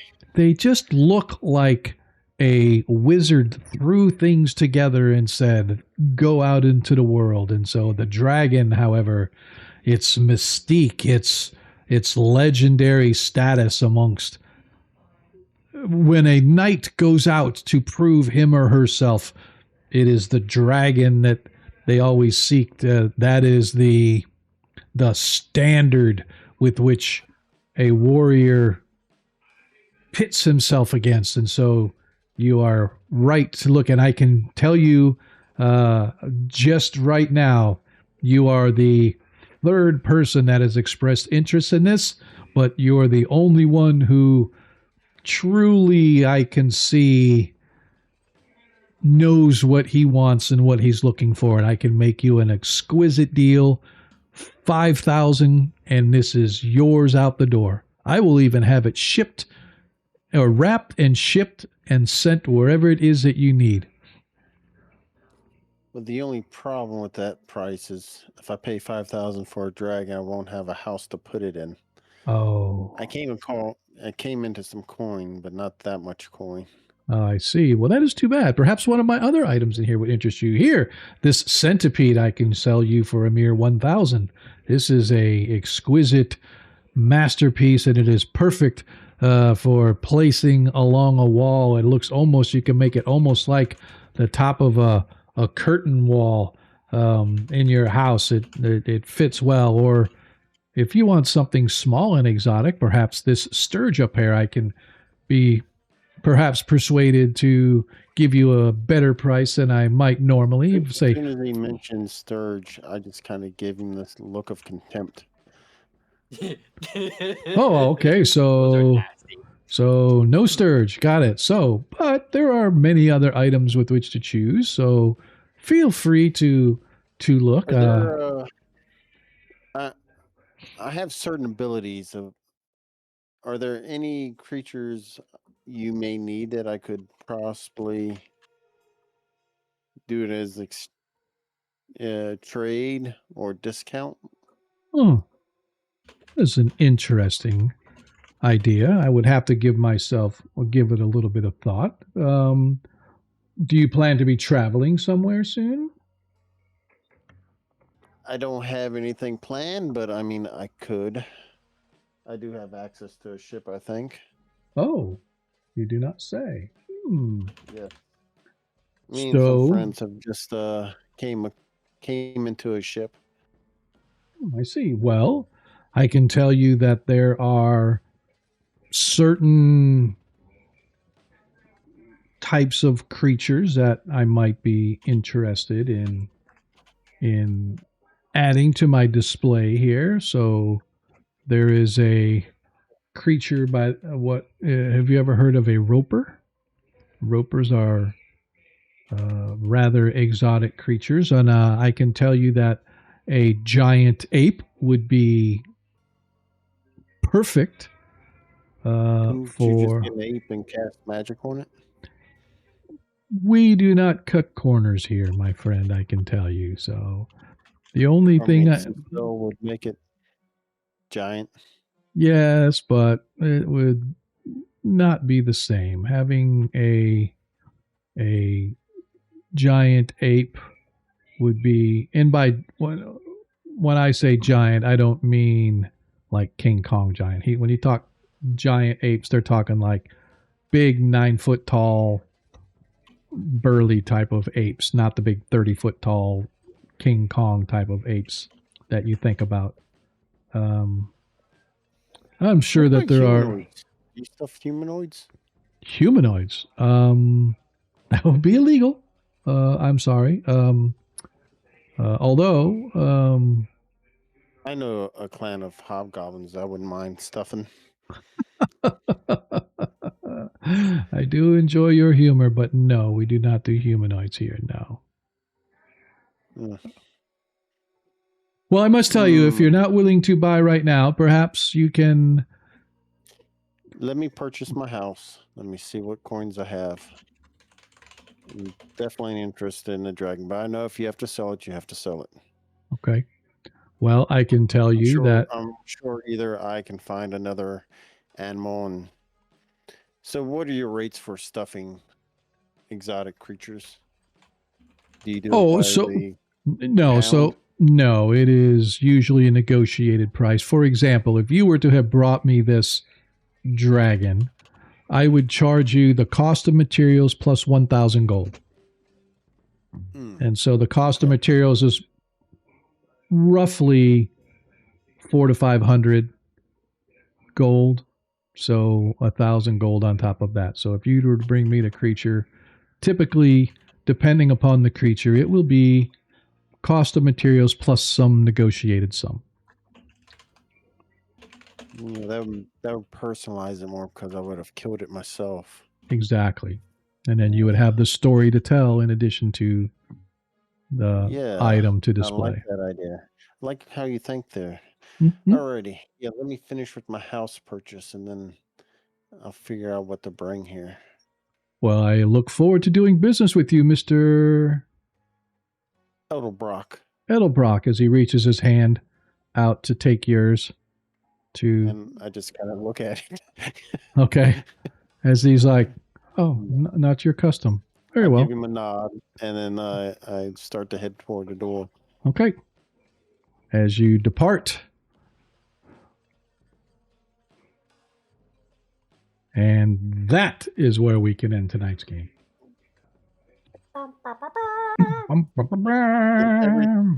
Everything just seemed like an up and up business.